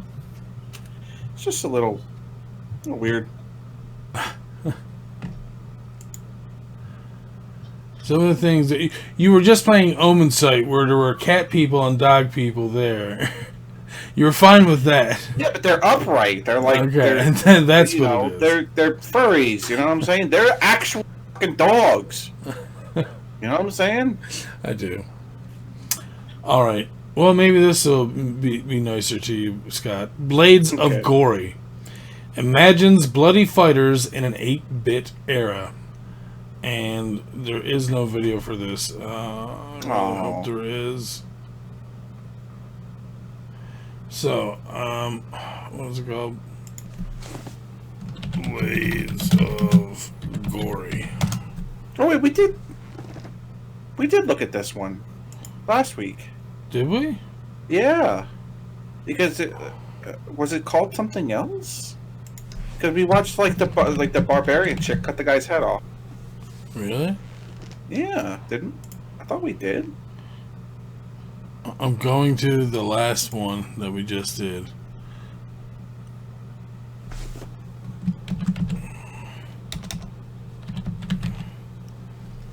And it's like super fast. I think I seem to remember. There is nothing there called with gory in the title there or in the description. So. God damn it. Blades of Gory, official PlayStation Store. Games Radar. I guess you can't. Oh, there we go on Steam. This is what I was looking for. Blades of Gory. Hey, 4th of December it came out. I was going to wishlist it right away, but let's just watch it first, shall we? Oh, no, we Whoa! I don't remember this, though. Do you remember the gameplay for this? Oh, no. Okay. Whoa! Jesus. Alright, maybe it was a different game that just looked similar. I hope they release this for the NES. This looks awesome, dude. Oh, shit. That dragon just bit his head off. All right, maybe I just remember something. Whoa! And a lady just jiggled her titty. She literally grabbed it and just jostled it around like it was like best. Whoa! What is? Okay, I like this game. The other girl got spanked.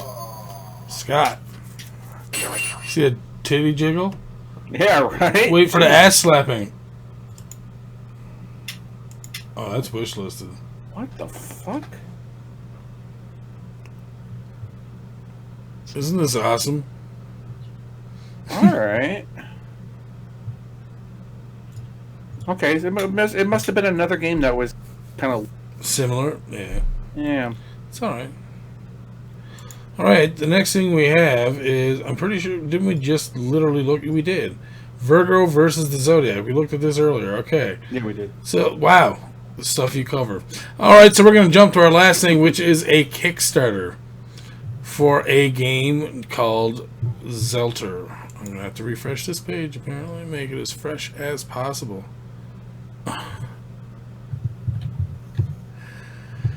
Alright, Zhelter. Pixel action survival game. Gather your companions, survive in zombie apocalypse. Pixel art survival action game, Zhelter. They're looking for $26,236. They're currently sitting at $5,749. 43 days to go. Let's watch. Oh, that's loud.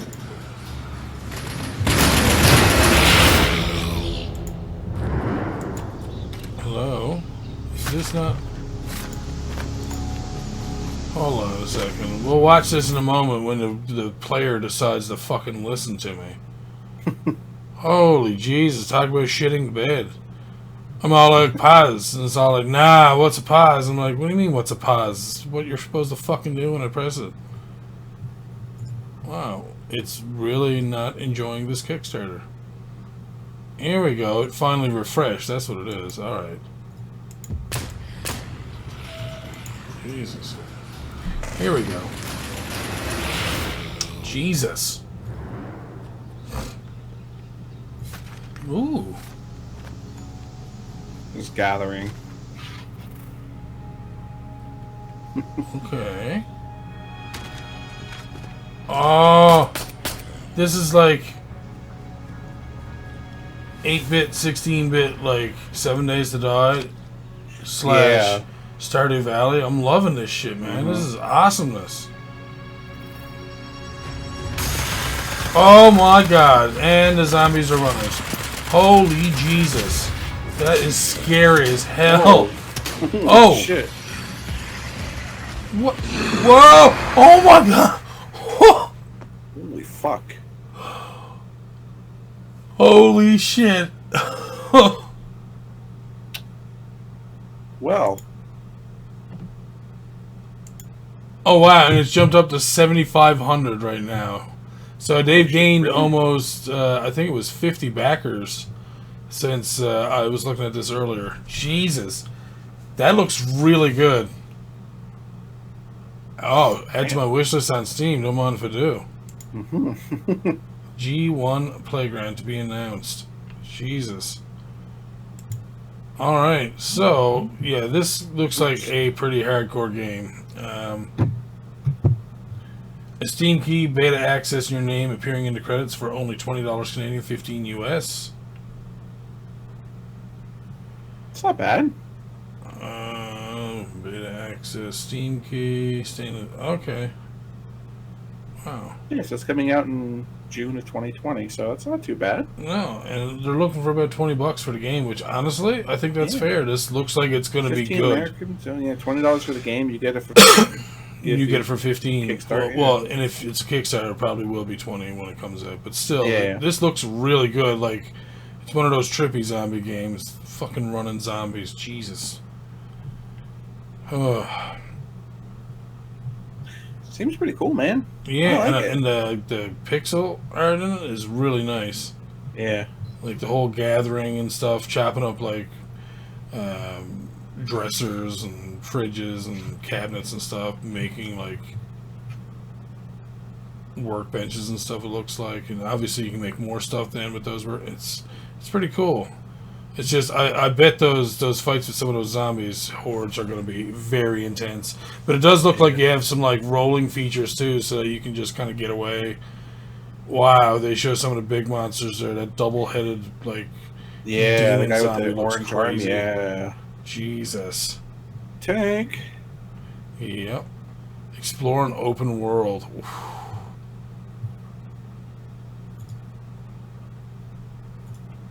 Wow, this looks pretty good, dude. I'm interested. Indeed, so am I. Like these sort of like massive zombie games, stuff like this, like Left 4 Dead. I loved Left 4 Dead, man. I love this sort of stuff. And surprised you haven't played 7 Days to Die then. 7 Days to Die seems like it's kind of I don't know how to put it. But I would play the hell out of this. Oh yeah, this looks like a lot of fun. Yeah. I can't tell you what it is about 7 Days to Die that I'm just like, eh. Where this, which is kind of like 2D same game, I'm like, hell yeah, I'm totally about this. I think it's just the way that it looks. That has to be like literally the only reason I would be interested in playing it. Yeah, no, I can completely understand that. But yeah, that's Definitely it. A big fan. We are done for the night. That is everything. So we got to see a lot of awesome games once again. Yes, sir. Man, oh man. I am 100% convinced we are going to disagree. Not disagree, but have our own recommendations for this week to take a look at. My recommendation is definitely Tower Hunter Urza's Trial. That, oh boy.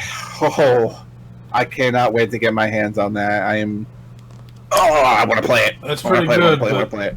I'm still going to say Inmost is... Inmost, yeah. Inmost did look really, really freaking good. Yeah. Like 100% like second place for me. This Tower Hunter definitely just struck that. This is kind of bloodstainy. It feels good. So, once again, I'd like to thank my thank the folks who gave me all my article, which is, as always, VG247 and GamesRadar.com. Indeed. And I will thank IndieRetroNews.com, Indie Games Plus, Indie Games website, and Destructoid, and anyone else in between. A lot of great developers out there, a lot of great publishers, and we keep adding to the list of people that we're watching there, especially on Twitter, which now we have Scott on Twitter. So, you can follow Scott too. He's got to reach out to some indie devs as well. So. Yeah, hit me up at Scott Devin Kane. Yeah. All right, so tonight, let's see who we have on. She's a killer queen. So, are we still going on with what we said we were going to do before? What's that? Like, we're going to do some gaming later tonight? Yeah, we could probably do that. Yeah. Also, as a quick little reminder to everyone, soon there will be another podcast. I was doing one with Mr. Six called The Salty Runners, but we just kind of ran into some issues with time constraints with it and stuff, and with this upcoming one that we were planning for a little bit as well, we think that this one's going to go over much better. All three of us are involved. It's going to be myself and Scott and Six. And we're going to have other people from our community who are going to be dropping in for episodes as well. And we're basically going to be reviewing indie games. So every time you get an episode, which right now I'm thinking is going to be probably once per month, maybe once every 2 weeks. Once we get it going, maybe. We're going to stick to the once per month for now, though. And you're going to be definitely getting 3 good indie game reviews every time. So, and then once we get going, we're going to start having, other people join us. And then you're going to be getting 4 at a time sometimes. So that's going to be awesome. So, yeah, we're going to be spreading the love that way.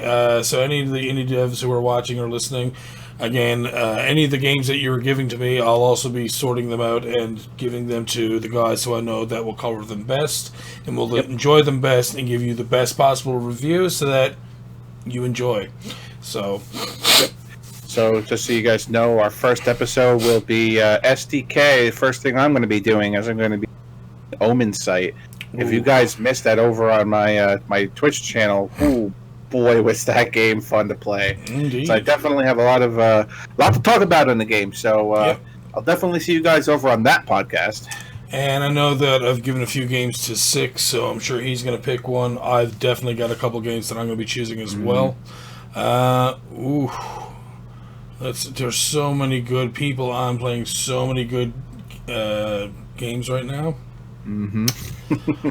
Oh, God damn it. It's too many games, man. Too many games. ActRaiser, Shadow Dancer, Faxanadu, Final Fantasy 3. I love Faxanadu, man. Faxanadu. Then it looks like Wolfman's going to be getting the raid, everybody. Sounds good. So let's hit up Wolfman. 11983. We're going to head on over there this evening, and whoever's going to join us, let's go and raid him up and tell him that he's awesome. And anyways, have a good night. Yes, have yourselves a good evening. We will see you again next Thursday for some more Retro Indie Pixels podcasts. And again, any devs listening or watching, please do not be afraid to message us directly through Twitter.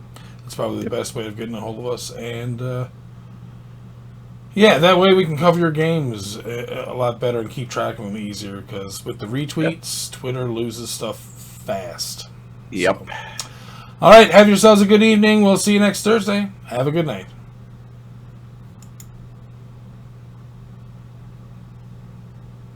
Okay.